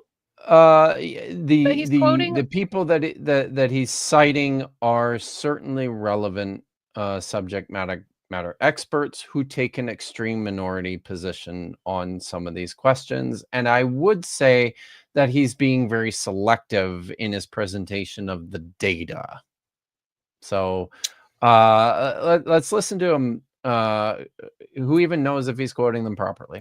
It's true. You have to run back and look at the source material. But I think there's other problems here. Let's let him cook for a little bit, and then I've got a few things to say. Okay. I was gonna say, because we seem like we might have been teeing up for a good old Trojan source there, but I don't. yeah. I think maybe not, but I haven't looked at some of that stuff in a little while. All right. Okay. All right. Let's see. Accounts, if scholars had realized the hyperbolic nature of the account of Joshua, if they had compared it with other ancient Near Eastern accounts of complete conquest, the image of the conquest as represented in Joshua would have emerged in a far clearer focus than it is. So what is it basically saying? It's basically saying they came in and they utterly defeated their enemies. They wiped them out. It was like no one was left, even though there were. And we see this in Joshua 10:20. It says, when Joshua and the sons of Israel finished striking them with a great blow until they were wiped out, comma. Then it says, and when the remnant that remained of them had entered into the fortified cities. Wait a minute. I thought the first part of the verse said they were wiped out. And now you're talking about a remnant. Okay. Comma's not there in the Hebrew, but yeah, okay. It's not. But okay, now we have to get into some of this and why it's problematic. So Michael's argument is that we have these other analog texts from the ancient Near East where they use hyperbolic language to exaggerate the extent of the destruction that they've committed upon their enemies. I'm going to pull up my notes. We could probably drop the video for a few minutes here. I've got a few things to say. So first of all, if these texts, the texts in Joshua, if they are merely employing warfare rhetoric, does this exempt the possibility that they can also be descriptions of genocide and wanton destruction of non-combatants? One doesn't necessarily preclude the other. I think that's important to note. We talked a little bit about that already. Are the conquest stories the same types of texts as these examples of warfare rhetoric? Now, everything that Michael has been citing are royal inscriptions. In all of these examples, there's no question of the employment of hyperbole and its intention. But are these texts equitable comparative works to the conquest narratives themselves? Royal inscriptions are, in the first place, intended for the gods. Kings erect these and they write on them as a form of devotion to their own deity. They're not even necessarily intended to be read, certainly not read widely. That's not the point. I think you're dealing with something quite different when you're looking at the narrative account in the book of Joshua. Both are forms of propaganda, but different kinds of propaganda. So one of the things you'll notice within the descriptions on these military, one of the things you'll notice in these inscriptions is that the destruction is limited, even though it's hyperbolic, it's limited to military engagement. What's fairly unique in the book of Joshua is the specification of how far this slaughter is to go. By and large, what you find in Joshua is the description of killing everyone, yes, but then it's qualified. Men and women, young and old, cattle, sheep. You're supposed to wipe out everything, combatant and civilian alike.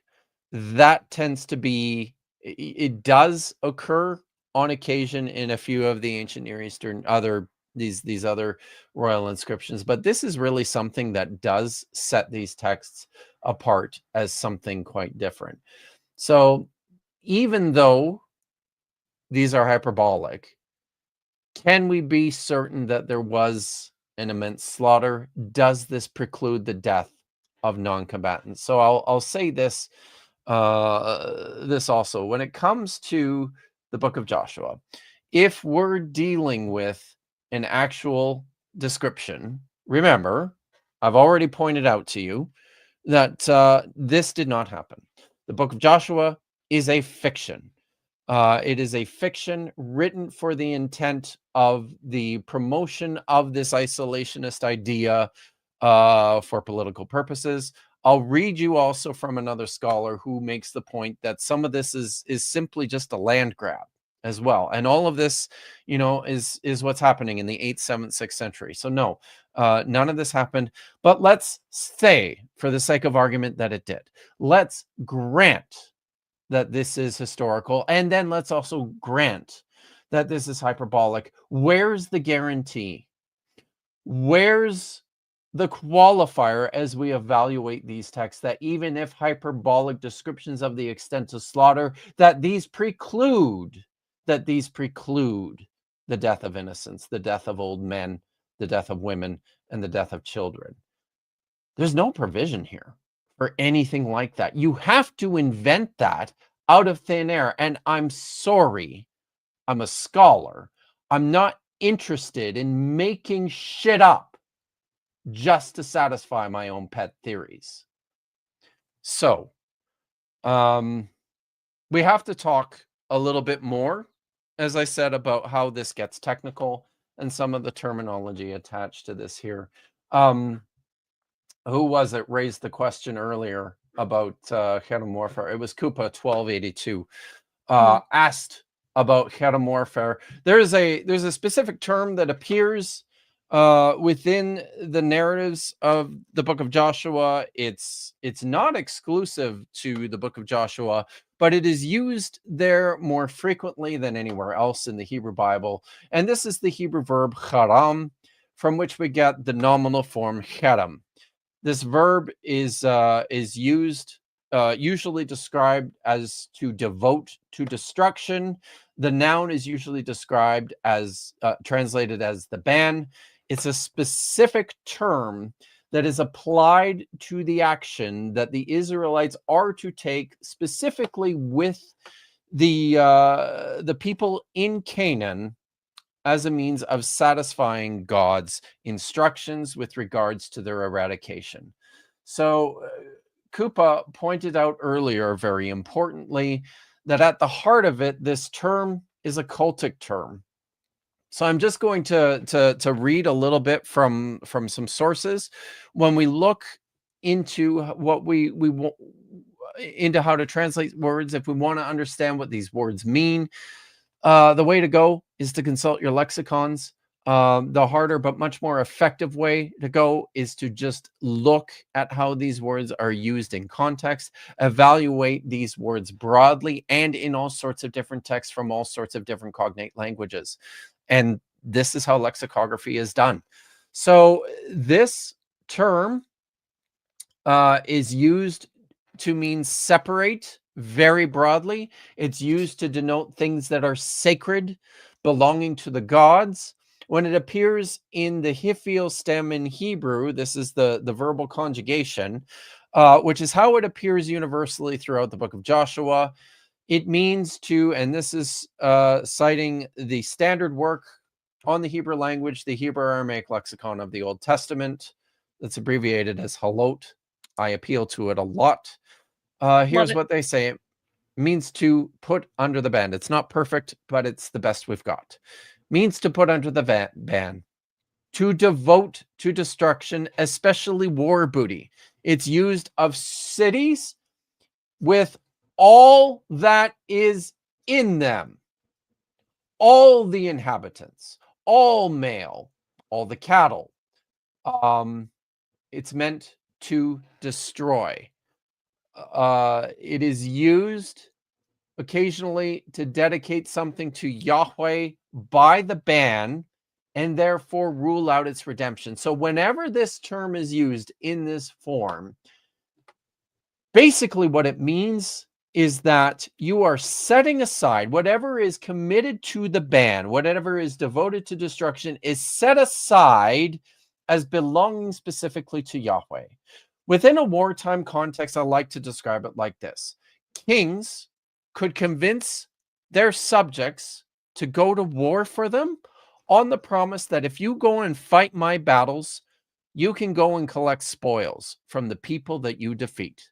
You can take their cows, you can take their valuables, you can take things out of their houses, you can take them for your slave labor. This is the benefit of going to war for me as your king. Please don't clip that. So the way a cherem works in this instance is Yahweh is saying to the people of Israel, you're going to go to war for me, but you don't get any plunder because it all belongs to me. And because it all belongs to me, what you're going to do to it is you're going to destroy it. You're going to destroy it all. And because it's an offering to Yahweh, there are no half measures. It's everything. It's an indiscriminate slaughter of anything that lives and moves and breathes, because it all belongs to Yahweh and he wants it all. This is what the word means. I'm going to now provide some further color and definition to this from another source. This is the Theological Dictionary of the Old Testament, Volume 5, where they discuss the term. The verb is only used in the causative stems, that's the hifil and the holful, and designates a special act of consecration. It involves consecration of something, of someone as permanent and a definitive offering for the sanctuary, or in war, the consecration of a city. Also denotes the total annihilation of a population in war.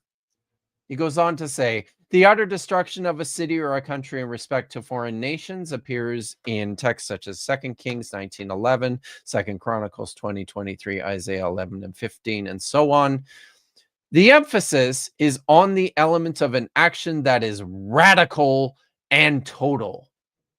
The nominative denotes an act of consecration, extermination, and killing. It involves the exclusion of an object from the use of abuse of humanity and its irrevocable surrender to God. Surrendering something to God meant devoting it to the service of God or putting it under utter destruction.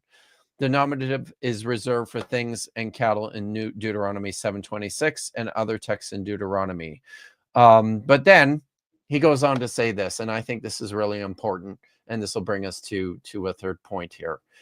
The negative is implied when anyone survives, is delivered, is released, is shown mercy, is saved alive, or even is allowed to make a treaty or to enter into marriage. The taking of booty can also imply the negative. So, the point I want to reinforce here is that this particular term, the verb cherem, the noun cherem, which is used to describe the activity taking place within the book of Joshua, is special. It's specific to the point that these are sacred offerings to Yahweh, and what you are to do with them is to destroy them utterly. You're not to keep back anything for yourselves, which is what ordinarily would happen. You certainly don't let anyone get away. You have to kill them all. You have to kill them all because they all belong to Yahweh, and Yahweh demands your total devotion and your total sacrifice. That's the point.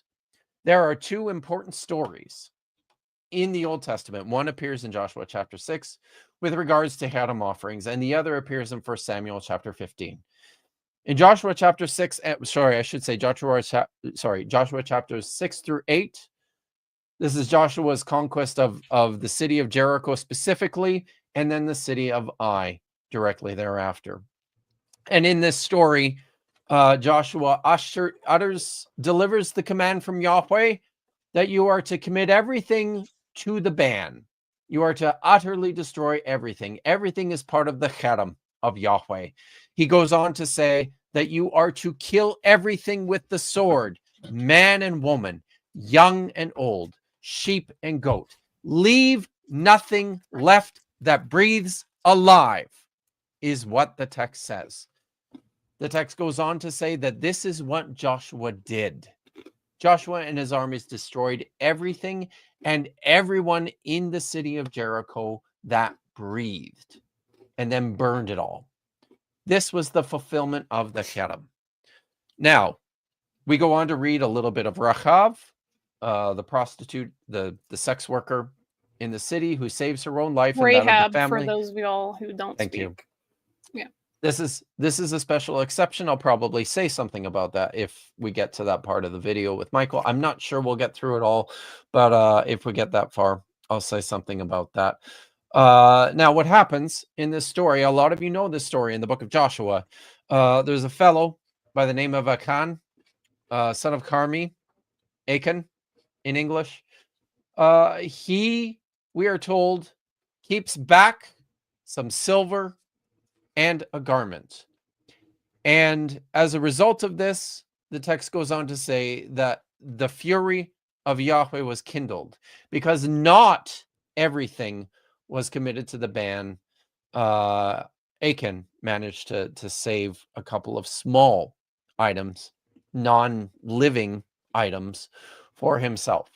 So the Israelites then go and attack Ai, a much smaller city, we're told in the text, than Jericho, and they're routed by the people of Ai, and they're frustrated and they're upset because they've lost forces. They've had casualties. This wasn't supposed to happen. What is happening? Yahweh explains that they have committed an egregious act, that they've held back from the devoted thing, from the cherem, and he says, you need to look after this. If you do not look after the cherem prescriptions and fulfill them, fulfill your vow, give to me what you promised you would, then I'm going to make a cherem out of you, is what he says. So they go through the process of coming to discover who has held back devoted items from Yahweh, and as a result, Achan and his entire family and his clan are wiped out. They're killed and they're burned, and they're covered over with stones. The message, the moral of the story, is that you cannot hold back when it comes to the cherem. You have to follow through with it in its totality. That is the point. So it doesn't do any good to suggest that we're just using hyperbolic language when we're talking about the slaughter of the Canaanites in this regard, because this is precisely the point. This was a cherem offering to Yahweh, which means he required all of it. Everything was committed to destruction. That's what the narrative is telling us. I won't go into the other text in 1 Samuel chapter 15, but it's a repeat of essentially the same thing. Saul holds back from Yahweh, and Yahweh is angry and upset and disinherits Saul as a result of this. So that's where we're at with hyperbole. You can't apply it to these texts. It doesn't work on this point. This is a sacred act. The devotion of everything to Yahweh, it's radical and it's total. It's an expression of extreme fealty to the God that is out of character. And that's what sets the book of Joshua apart from a lot of these other instances of inscriptions where other rulers are describing in hyperbolic terms the destruction of their enemies. How you doing, Vish? Shamati. All right. You spoke and I have listened. I have heard. Very nice. Thank you. Okay. Anything to read, or shall we continue? I think we're all caught up, aren't we? Oh, we got for the most part, a couple here. I just, yeah. All right. Okay. Uh, Stephen G, new member. Whoop whoop. Stephen G. Wow. Thank you very much. All right. We've got, I'm sure Michael applies this quote, hyperbole and rhetoric framework on all other claims in the Hebrew Bible, as well as its general trustworthiness. He's certainly consistent, right? Oh, it Right. is a slippery slope when we venture into this territory, isn't it? Yeah. So frustrating, so difficult. It's much easier if we just let the text speak for themselves, you guys. What a concept. Wow. Uncle Rocky for 20. Catfish, you guys rock. Appreciate your videos. Kip, do you think Wes Huff would be receptive toward your view on the original text? Or do you think the apologetic view will cause blinders? I know Wes a little bit, and we've had cordial exchanges, and I do think that he has indicated to me that he is openly receptive and has actually asked me to provide him with reading material so that he can you know learn and improve on his own. But I do think that based on everything that I see publicly in broadcast, my impression is that Wes is first and foremost an apologist, and he's committed to this enterprise. And when you're committed to building apologetics for the text and the faith, then it's very, very difficult, if not impossible, to grapple, excuse me, honestly with what historians and philologists and archaeologists and anthropologists are telling us about the texts and the region. Thank you very much for your question. And I hope I'm wrong, but I don't think I am. Yeah. Triceratops, good to see you. History and mythology provide us with a wonderful opportunity to learn from our ancestors' mistakes. Too bad we well, don't. That's a great insight. Thank you very much for that, Triceratops. Also, all right. Simone is here finally. Oh, Simone, good to see you. Yeah. So, thanks for coming out. All right. Okay. Let's continue resume? for a bit. I think we're gonna start to get into he's gonna shift a little bit and start talking about his univocal perspective of the story in the book of Joshua. I believe that's let's see what next. he's got. Sorry. All right, let's see it. Exactly. Because when we see Joshua's conquest about everyone being wiped out, every man, woman, and child, that's hyperbole. Richard Hess talks about this in his commentary on the book of Joshua. When it talks about Jericho, everyone being wiped out, every man, the woman, the young to old. It's not saying they literally wiped out babies. It's just saying this exhaustively they were defeated and they sent them running. They killed all the warriors or anyone who stood against them. Yet I do not think Joshua's conquest meant they literally committed genocide and they wiped out babies. I think this is just ancient Near Eastern war hyperbole. And this is supported by the text of Joshua. Can you pause it for a second? You get to Joshua 23. What does it say? Because I would love to quote my good friend and colleague, Dr. Joshua Bowen, here. What he would say if he was here in this moment, Vish. Who gives a fuck what you think, Michael? Because you haven't earned that opinion. You just haven't. You can have an opinion, but when it comes to things that you don't understand and you don't know, don't broadcast it as if this is something meaningful. Claude Simeon. Jeez, that's really imposing your preferences on the text to assume non-combatants were spared. Indeed. It really is. All right. Yes, the story of Saul is in 1 Samuel chapter 15. Did I get it wrong? Did I say something wrong? I thought I said that. I'm just putting that up there for you. I was right. multitasking, so I wasn't listening to the Okay. particular citation. Thank you. All right. Shall we continue? But yeah, this is so frustrating. I'm trying to keep it together. Somebody's got to do it, Vish. Trying. Not very well.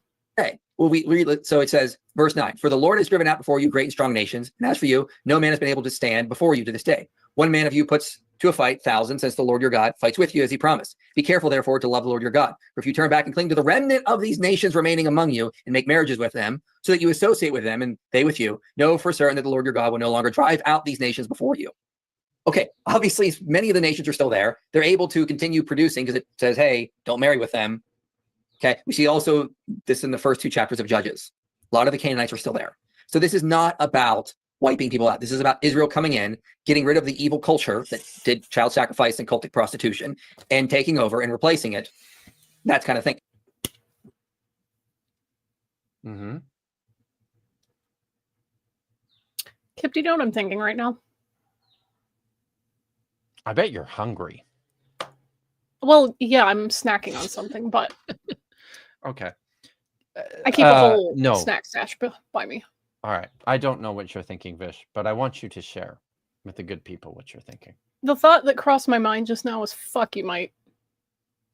These people with their evil culture, who the hell are you to decide whether people's culture is evil or not? You're a fucking philosopher. What do you know?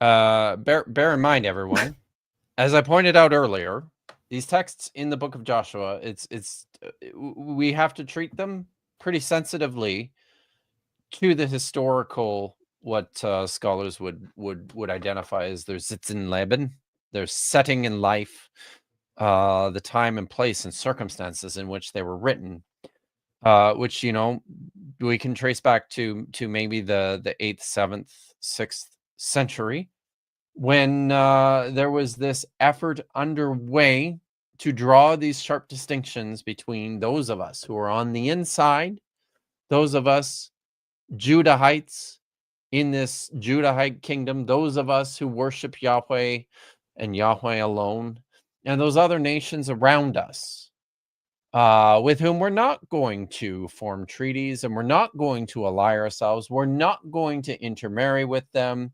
Take their women for our wives and give them our daughters to marry to their sons. We're not going to do any of this kind of stuff. We're not going to worship their gods. We're not going to perform the detestable, disgusting, the detestable, disgusting things that outsiders do. I think you guys have heard this one, right? They're eating the dogs and the cats. Mm-hmm. That's what this is. Okay? They're sacrificing their children. Cultic prostitution. Gross. That's what they're doing. That's what they're doing. I just think it's a hell of a thing for a Christian in the West, white man, going around saying what cultures are evil or not. And it's completely justified to wipe some of them out. Not entirely, just, most of them. On that basis. That's because, that's gross, the history of my mom's side of the family is being colonized by a bunch of white Western dudes saying their culture's evil and it's backwards and we need to give you the good word of Christ. Oh, you don't like that? Well, here, have some smallpox and some more. Yeah. Yeah. This is just the thing. It's the lack of self-awareness that these texts, whether or not they happen historically, give people fuel for these kind of campaigns. Yes, they do. You don't have to defend it. That is a choice you are making, and you do not have to make it. Maybe at this point, I'll just read something here from Tracy Lemos, brilliant scholar. Oh yeah, you met her, right? She presented at SBL on this at freaking SBL. topic. Yes. Yes. Go for it. I'm gonna try and get her on at some point. Tracy Lemos has written extensively on she's a proper Hebrew Bible scholar of the ancient Near East, and genocidal scholar. Not a genocidal scholar, a scholar of genocide. Sorry, that sounded bad. Here's what she says: from the 8th to the 7th centuries BCE, Nebo, this is the Pharaoh in Egypt, is ascribed to Moab in Isaiah 15 verse 2, Jeremiah 48 verses 1 and 22. The text is useful for various reasons. One is that it provides a 9th century terminus ad quem for the development of a genocidal practice referred to as cherem, and for the development of extreme, even genocidal violence of a more general variety between Israelites and other groups. It might even strengthen the monarchic era dating of the biblical texts that attest to the same usage of the term cherem. Another important facet of this text is that it demonstrates that genocidal violence occurred in the context of land disputes.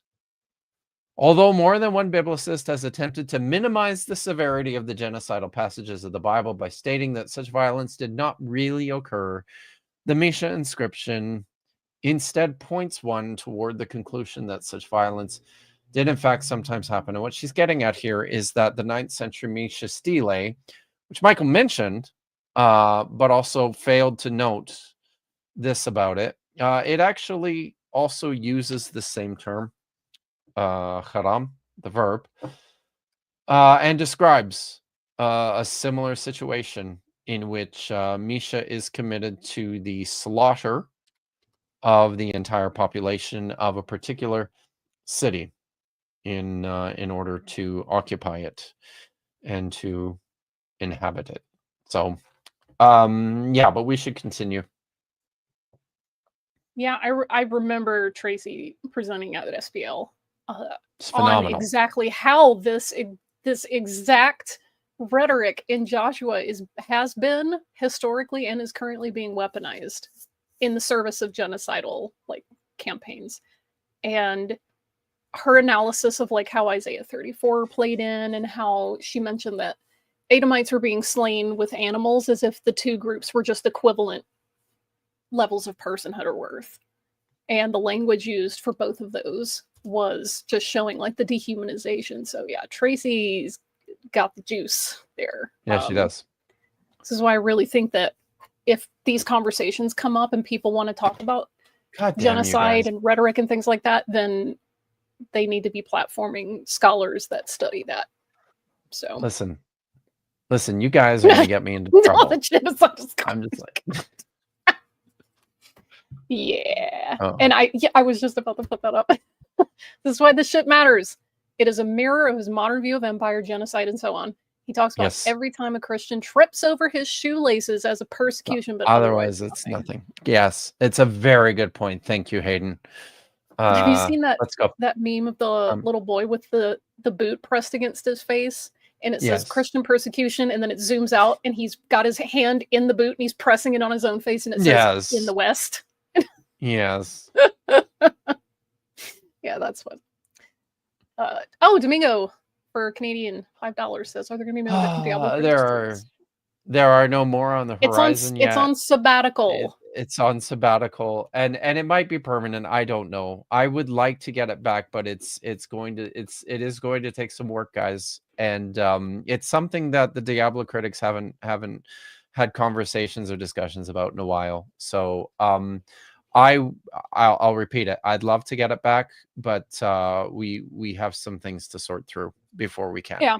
But there's a lot of moving parts to coordinate, and life stuff and career stuff and family stuff. So Yep. All right.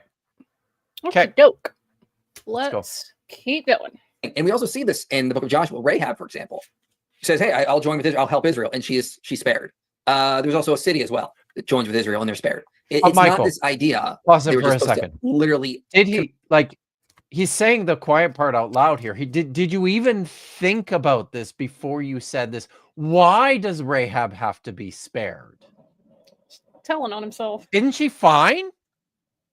Isn't she fine? She's a non-combatant. She should be fine, right?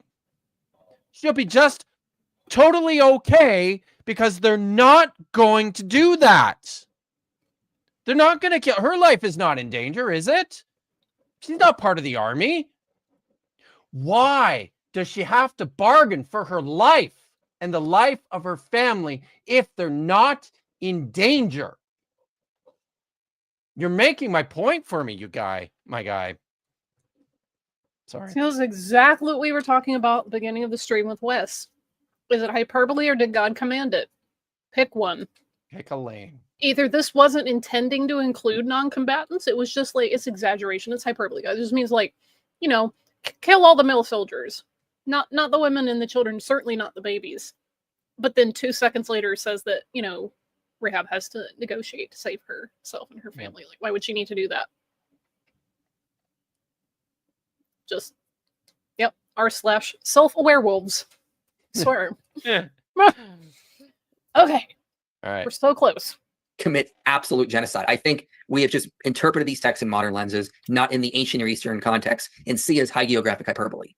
Okay, so I've heard Dr. Copan talk about this idea as well, and he's used a couple of verses where it's like, you know, get rid of all the women and then also don't marry them. And it's kind of to prove your point. It doesn't fully add up. He talks about ancient Near Eastern trash talk and some of these similar ideas. Just a second. It just doesn't add up.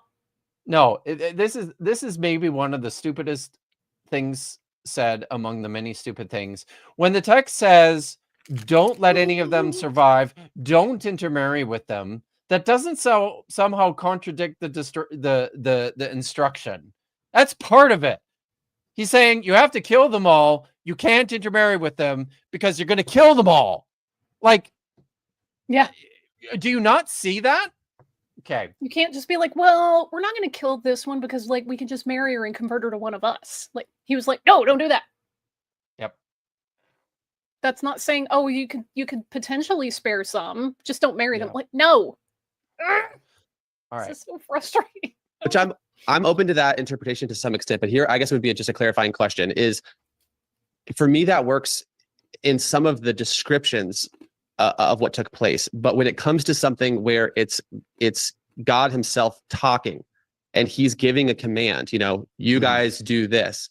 If it's just, in other words, if you kind of bring that idea to the table, it doesn't really say what it sounds like it says, then isn't that also kind of opening up a huge problem of, well, what else then that God said isn't really what he said, or what is it about this that we should read that way versus, the rest of the Bible? To me, it kind of opens up this crack in the sense of undermining the reliability of being able to trust that the text is saying.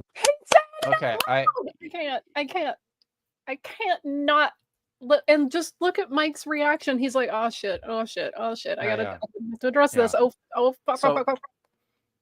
Before we get onto this, I missed something. If I could just say something about, because they're dancing around this question of the univocality of the text. Something that they pointed out earlier. I wished I had picked up on this because it was, but these streams, they fry your brain. What can you do?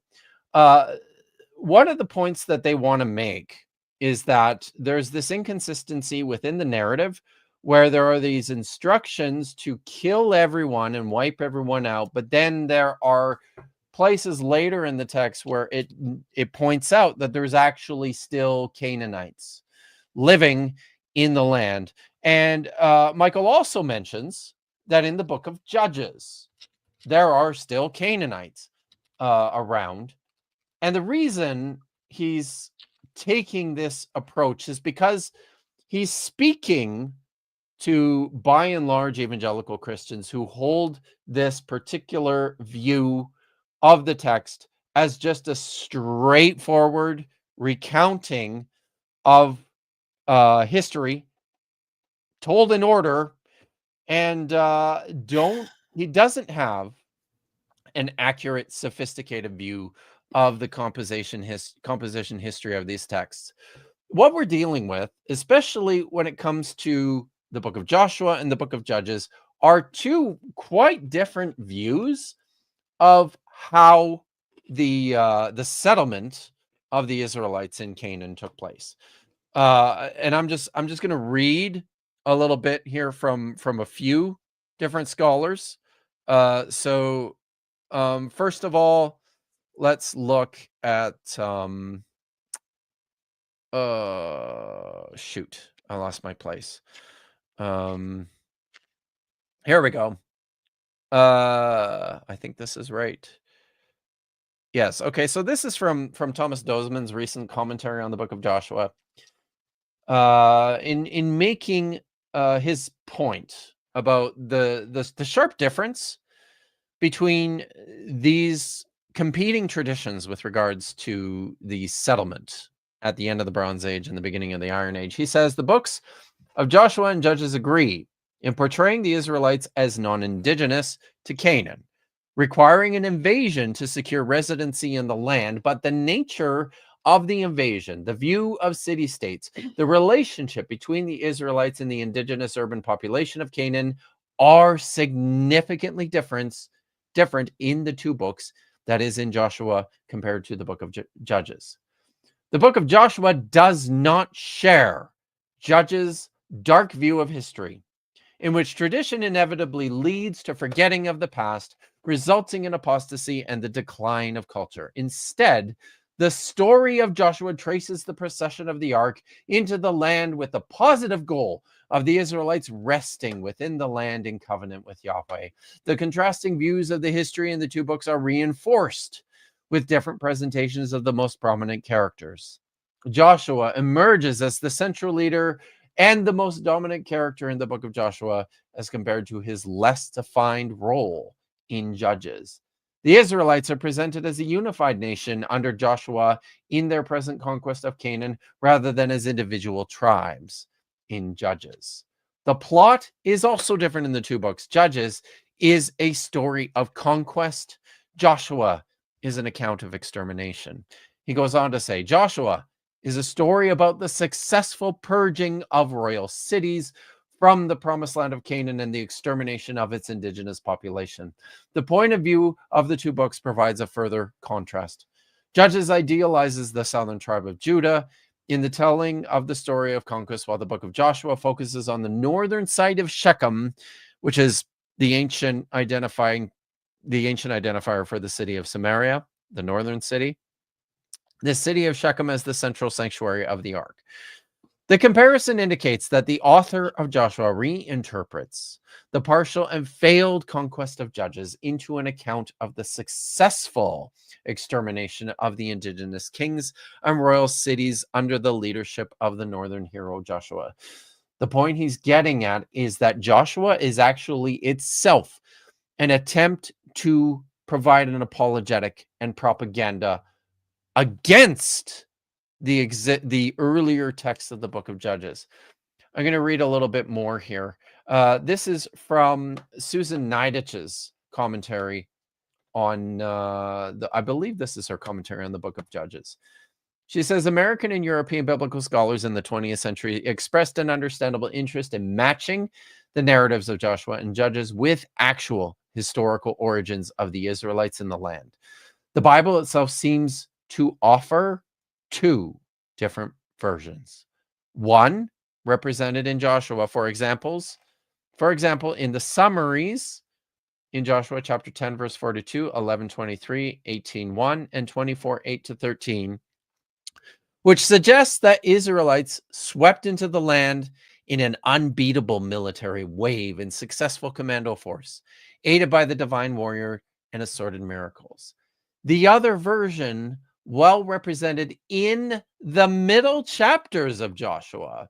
That's Joshua chapter 13, 1-7, Joshua chapter 15, verse 63, 16, verse 10, 17, verse 12, and throughout Judges, offers a more halting and disjunctive portrayal of the Israelites' early presence in the land, describing successes and failures in establishing themselves. Judges includes both alternating periods of subjugation and of subjugating, and a more tribal accounting as Israelite groups are seen in various geographic locations, north to south, living side by side with non-Israelite groups who have not been rooted out. So please hear this, everyone. These are what we're dealing with are two competing versions of what happened in the settlement of Israel in the distant past. All of this is fiction. What happens in the book of Judges is probably closer to historical reality in that there were people who came from outside of the land and settled in the land, and that this did increase tensions among people living in the land in the late Bronze and the early Iron Age, before the emergence of the kingdoms in the north and the south in Israel and Judah. But importantly, what we also have is this other story, the story of total extermination, which came along much later and is connected to the political and ideological views of these later kingdoms. So when Michael and Brandon here point out this discrepancy where it says kill them all, but then it later says that there's still people around, therefore we must understand this is hyperbole. That is not a sophisticated way of looking at the text. This does not factor into consideration the history of the text. So it's the history of the text tells us that there are layers to what's going on here, and you have to be able to tease out what's happening in the individual layers and to see how they're interacting with one another. All right. And this might be it. Let's see what else he has to say, but I think I might possibly not be interested in any of the rest of this. Because they're talking about the slippery slope. Like, oh, no, the slippery start slope. That's questioning true. this. Okay, You start questioning this, but then why aren't we start questioning all the questioning other this. stuff? Like, uh-oh, you're asking the dangerous questions. Right. What it says. Now, to be clear, I understand very much so that there's different genres in the Bible, and if you're reading Revelation, you shouldn't read it the same as if you're reading the Gospel of John. So I'm totally with you there. I just think that, well, I guess I would just want to push into that for a second to get your response to the idea of if it's sort of a quotes from God saying, kill the children. Mm-hmm. How is that not a slippery slope? Well, it's not a slippery slope because God can also use the language we use to communicate to us. So in like Jeremiah 12, he tells Jeremiah, if you have raced with men on foot and they have wearied you, how will you compete with horses? Do we think he's telling Jeremiah, you're going to be racing horses soon? No, he's talking about, hey, you've been given tasks and you're wearied, but I have bigger tasks for you to do. So you better man up and get ready because there's more coming. He can use hyperbolic language, metaphors. Kill the young and the old. They'll know what I mean. Not just kill the young and the old. Kill the young and the old in this specific cultic context by which the entire population of this city actually belongs to Yahweh, and you have to ensure that he gets it. You kill them in order to do that. Why is it that when it's something like this, well, God's just speaking to people on their own terms and language they understand, but then where there's events that happen that we don't like, it's, well, his ways are higher than your ways, and you just can't understand what the purpose of this is cosmically. Like, why? We shouldn't That's have rhetorical. to. I'm not asking for it. But yeah, we shouldn't have to. We shouldn't have to undertake that much work to just know and understand what's right and wrong about this. He's going to say some things, I think, here about trying to ensure that we're understanding this literature within its appropriate cultural context. And I've got some thoughts. Thoughts about this. Okay.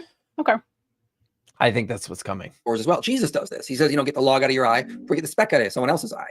He's going to use the language of the day to communicate to the people of the day. Using the God in the Pentateuch can do the same thing. He can use that type of language, and they understood it. And Paul Copan talks about this in his book, Did God Command Genocide? He actually addresses the very point and notes that in the context of those verses being used, they're always used in sort of like a... Just a reminder for the audience. The specific question was, isn't killing babies a slippery slope? Just reminding you what the prompt was so that you can understand Yes. why Mike is off on this like completely unrelated tangent there. So okay. A way to talk about the hyperbolic aspect of driving them out of the land. So it's being used in that similar kind of way. So I don't think God is, we have to put him in a box and say he can only speak to or command things literally. I mean, if he told me, you know, I need you to get to the hospital. Let's say God appeared to me and said, get to the hospital now, get in your car and drive down that road. I need you to fly. I'm not going to sprout wings. He's using the word fly to say, go fast. I think he can do the same thing with the ancient Israelites. Or I guess to support your. How did that answer the question? Is killing babies a slippery slope? He didn't, right? Hmm. And this is Brandon's picked up on a big problem here, right? These texts have been used in more modern history, still being used Currently, still being used to validate and to promote just horrific, wanton destruction of innocent people. That's what has happened and continues to happen. This is a part of what Brandon's pointing out. He's noticing that's bad. And it's easy. If you've got something that you believe to be a divine warrant, it's the kind of permission that sort of trumps everything else. How do we protect ourselves against that? The way to do it is to understand what the fuck we're reading. Okay? This didn't happen. These are fictions. This is nationalized propaganda promoting an isolationist agenda. It's part of a land grab. Let's focus on where these texts came from and what they're doing so that we can avoid the kinds of problems, the irreversible problems that they can create.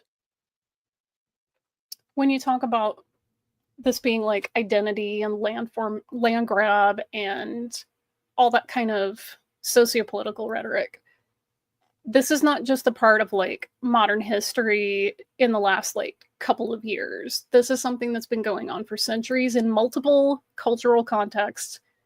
I have the citation right here because I went and pulled it up because I'm the kind of person that likes checking my sources. Rachel Haverlock also presented on the weaponization of genocidal rhetoric from the text at SBL. And she was mentioning that the reference of your enemies to Amalek is something that people often quote for their own purposes. And in 1689, here in the old United States, Cotton Mather, the famous preacher, he called the Native Americans Amalek in a sermon. And he, quote, "We will keep in the mount with our hands lifted up while you are in the field with your lives in your hands," speaking to the soldiers, "against the Amalek that is now annoying this Israel in the wilderness," end quote. So the purpose of this rhetoric is we want to live here. There's folks in the way, not for long. And how do we justify it? Well, they're evil. These Native Americans are harassing us, this Israel in the wilderness, which is how Cotton Mather saw the early settlers. And he was like, hey, soldiers about to go out and slaughter these Native Americans who lived here before us. These are the bad guys. We have a right to be here. It's a divine mandate. This is not a new thing. So you don't have to defend it. You literally can learn the lesson of don't behave like that. Don't do that.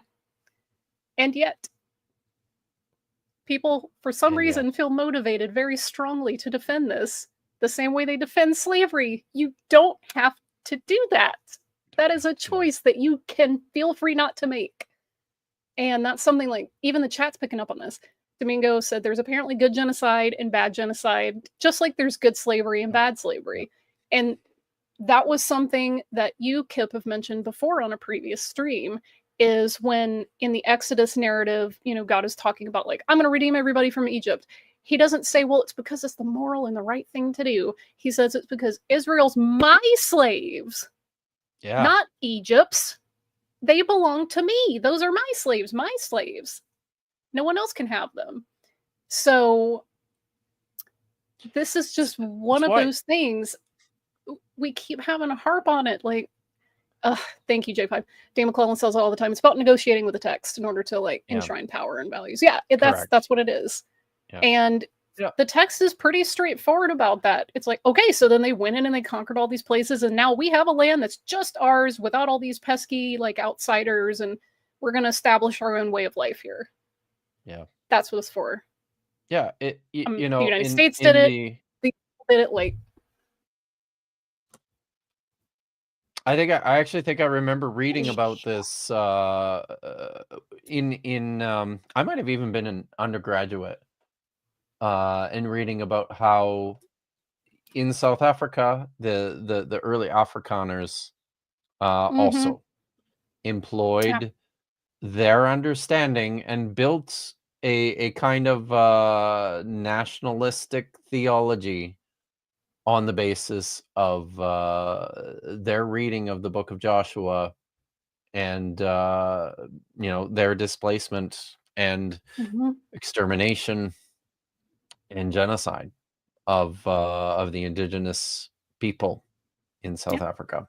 So I think he's got a few more things. I think there's a point that he gets to about cultural context that I really want to touch on. So let's see. Let's go a little bit more. This is gonna be fun. Okay, here we go. Your point. I am the door.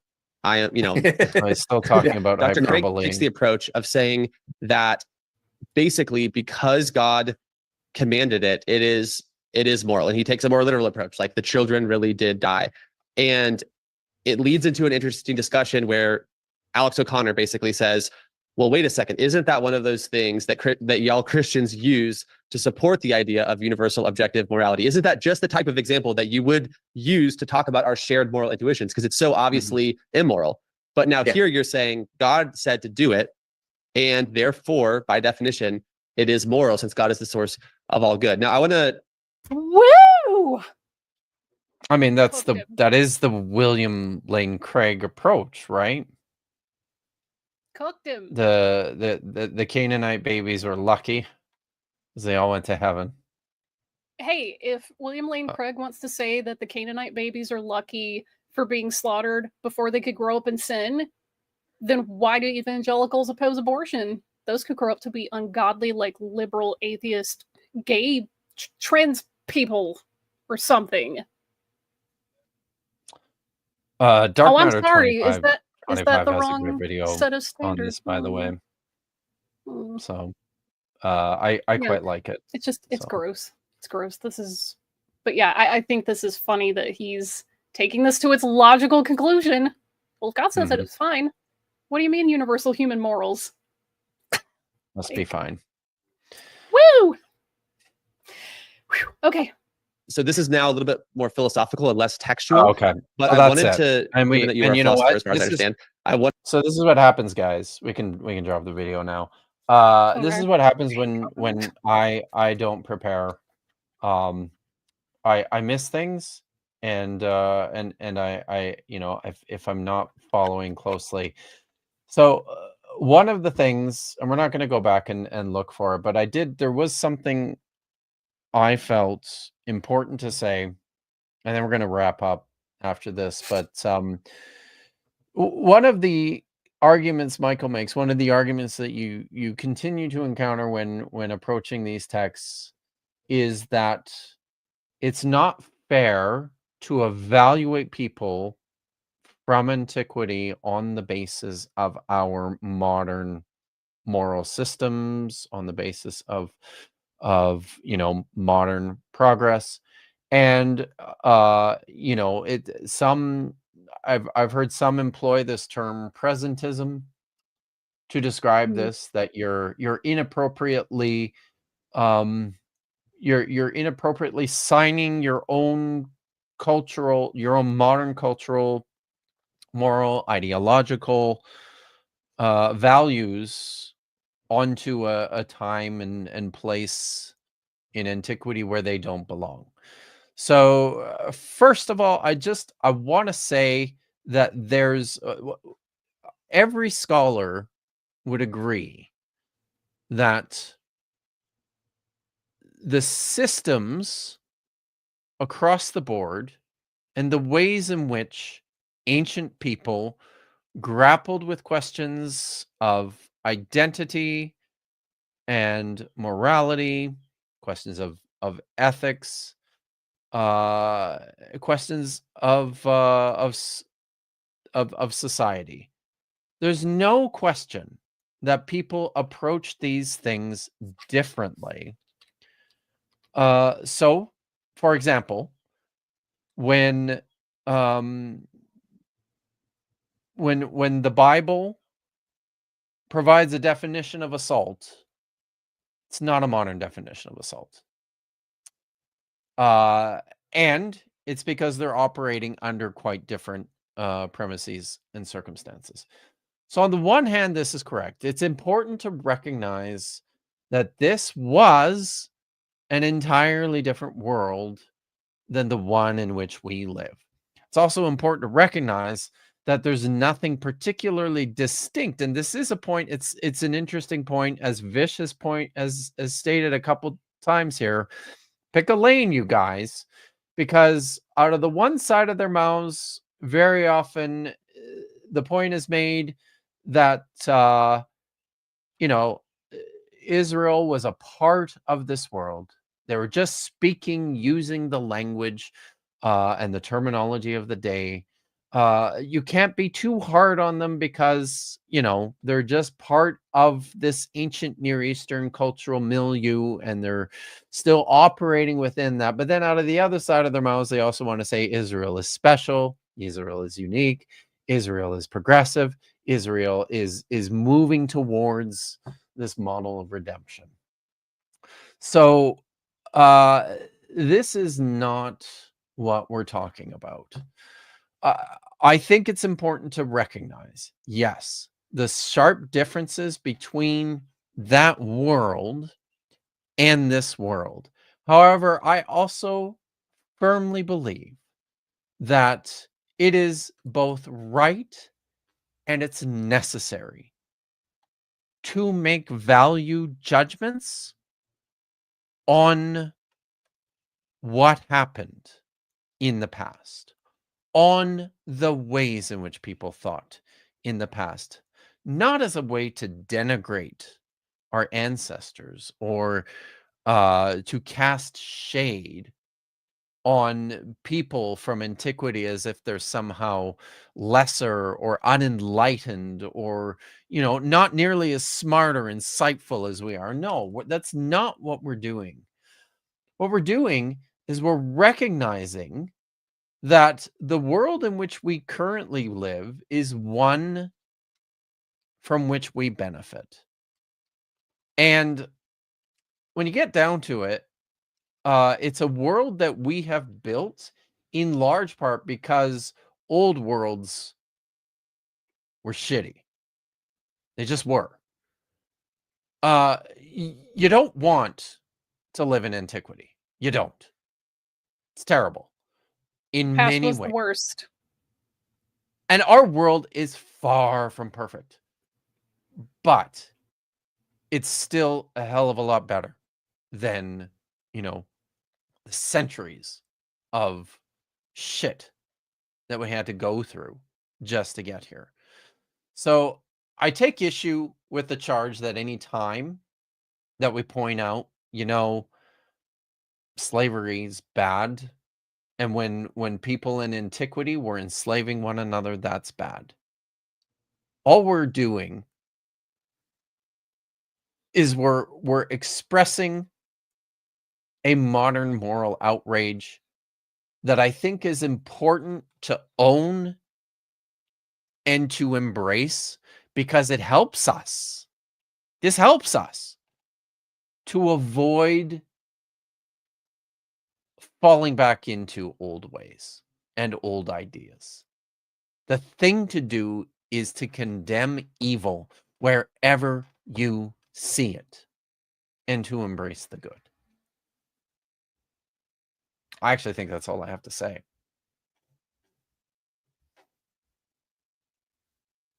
Amen. How are we doing?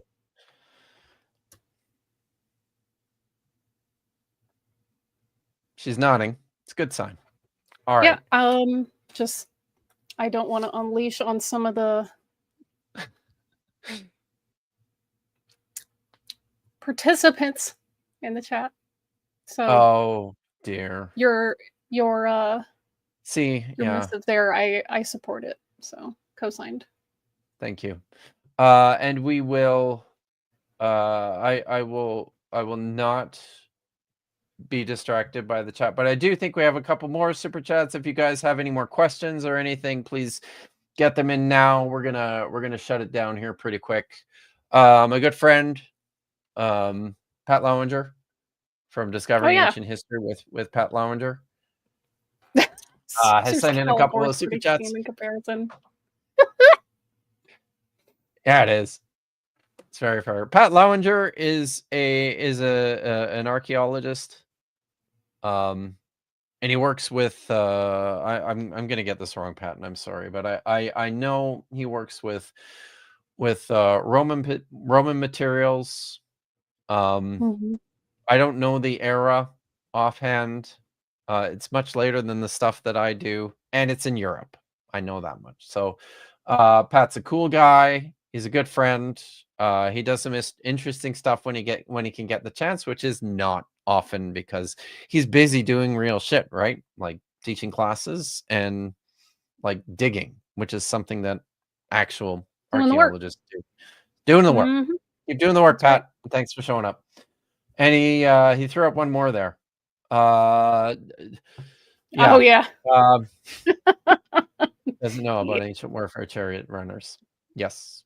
So there's a lot of things that Michael does not know about ancient warfare, about antiquity generally, about the biblical texts, about scholarly appraisals of the texts and the history and the culture. And for that reason, like I know I do a lot of stuff covering Michael Jones. And the reason for that is just because he just won't stop making stupid videos, guys. And I keep telling him, and he just keeps doing it. So I don't know what else to do except to cast light on the shadows. Oh, there's one more from Nitty. Oops. Oh no, sorry. We both did it. Thanks, Nitty. Good to see you. And I'm going to say it again. And maybe, yeah, I will go back and I will pin a link to Nitty's stream in the description after we're done. Please go and check out his oh dear. Yeah, there's accusations of a multi-level marketing.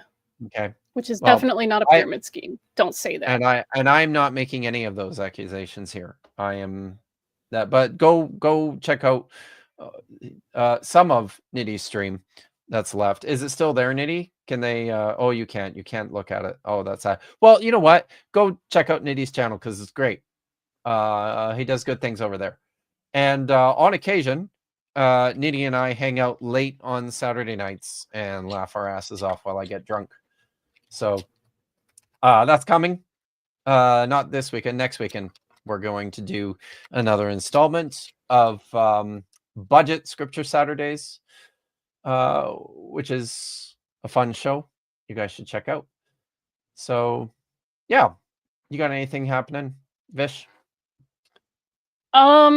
Tomorrow, I think we're going to be wrapping up the final part of Bodhi Hodge's book about the Tower of Babel, which continues to be ridiculous nonsense. Yeah, talk about someone who's unqualified to make a whole bunch of pronouncements about where languages and people groups came from. Indeed. That guy. So that's coming up tomorrow. That's the closest thing Other That is stuff the is in the closest works. thing. Okay, and you're still working on putting together a set of videos on Yeah. anti-Semitism. You want to Yeah, say something it's the about that? history of specific tropes, like what even is blood libel? People talk about it. What is it? Where'd it come from? What does it even mean? Like stuff like that. If you see someone on the internet and they say the word, if they say Talmudic, what are they talking about? You know, things like that. Excellent. I'm excited Not about enough this. people know these things. Yeah, Not dog enough whistles. people know about this stuff. Nope. So, all right, and I will mention it again. I still don't have a date settled, but I need to. People are bugging me about this, but guys, I have 20,000 subscribers.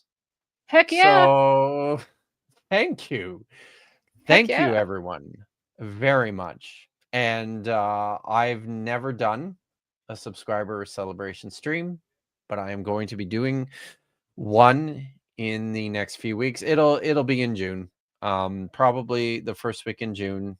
I'm tentatively thinking it'll be on probably the first Sunday of June in the old time slot of the Diablo Critics. But I do want to have some people out, so I am reaching out to have some special guests on, some other streamers in the community, and some people that you like. So look for that. I'll be making more announcements in the near future. As always, if you appreciate what I do, there's ways that you can support me. You can join my channel. You can become a channel member. Thank you, Simone. You can become a channel member. You can sign up to my Patreon. We had a couple people become channel members today. I'm very excited about that. That's wonderful. Thank you so much. There are links in the description as well. I have a PayPal link where you can contribute directly to my work if you want to make one-time donations to the book. The book is finished, and very shortly I will be it'll be available for pre-sale. You can buy the book. I have a course over at MVP Courses on Ancient Israelite Religions. It's entitled The Real Ancient Israelite Religions, Facts on the Ground and Propaganda in the Bible.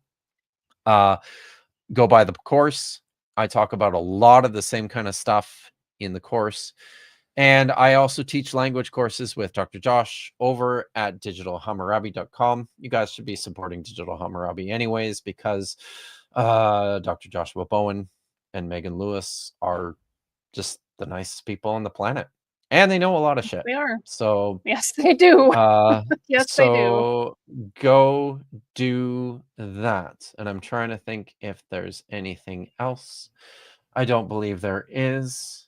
So it's time to get out of here. It's already after 5, which means my dogs are starving. Right? So I thank you guys for coming and hanging out. There's still 170 people strong, just chilling and listening. So I really appreciate your ongoing support of me and my work. And it's Friday. It's Friday evening. So I hope everyone has a fantastic weekend. I hope to see a bunch of you tomorrow in Dapper Dinosaur stream. And until then, I'm signing Tonight on off Toast as to Toast. always. Oh, Apology sorry Live. about that. Go check out Toast to Toast tonight at 7 o'clock Pacific. I will be there. Vish will be there.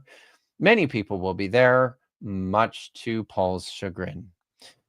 With that, thanks, as Karaki, for always, becoming a new member. Oh, 9 hours. I accidentally hit that button. Sorry, Karaki. Sorry. Don't Sorry, rescind your Okaraki. membership because he put you up over David Falcon. Please don't. And Mike Jones. Sorry. Please don't. We weren't talking about you, but thank you very much for your generous support. Now I'm finally signing off here, guys. Take care, and as always, ha tikva.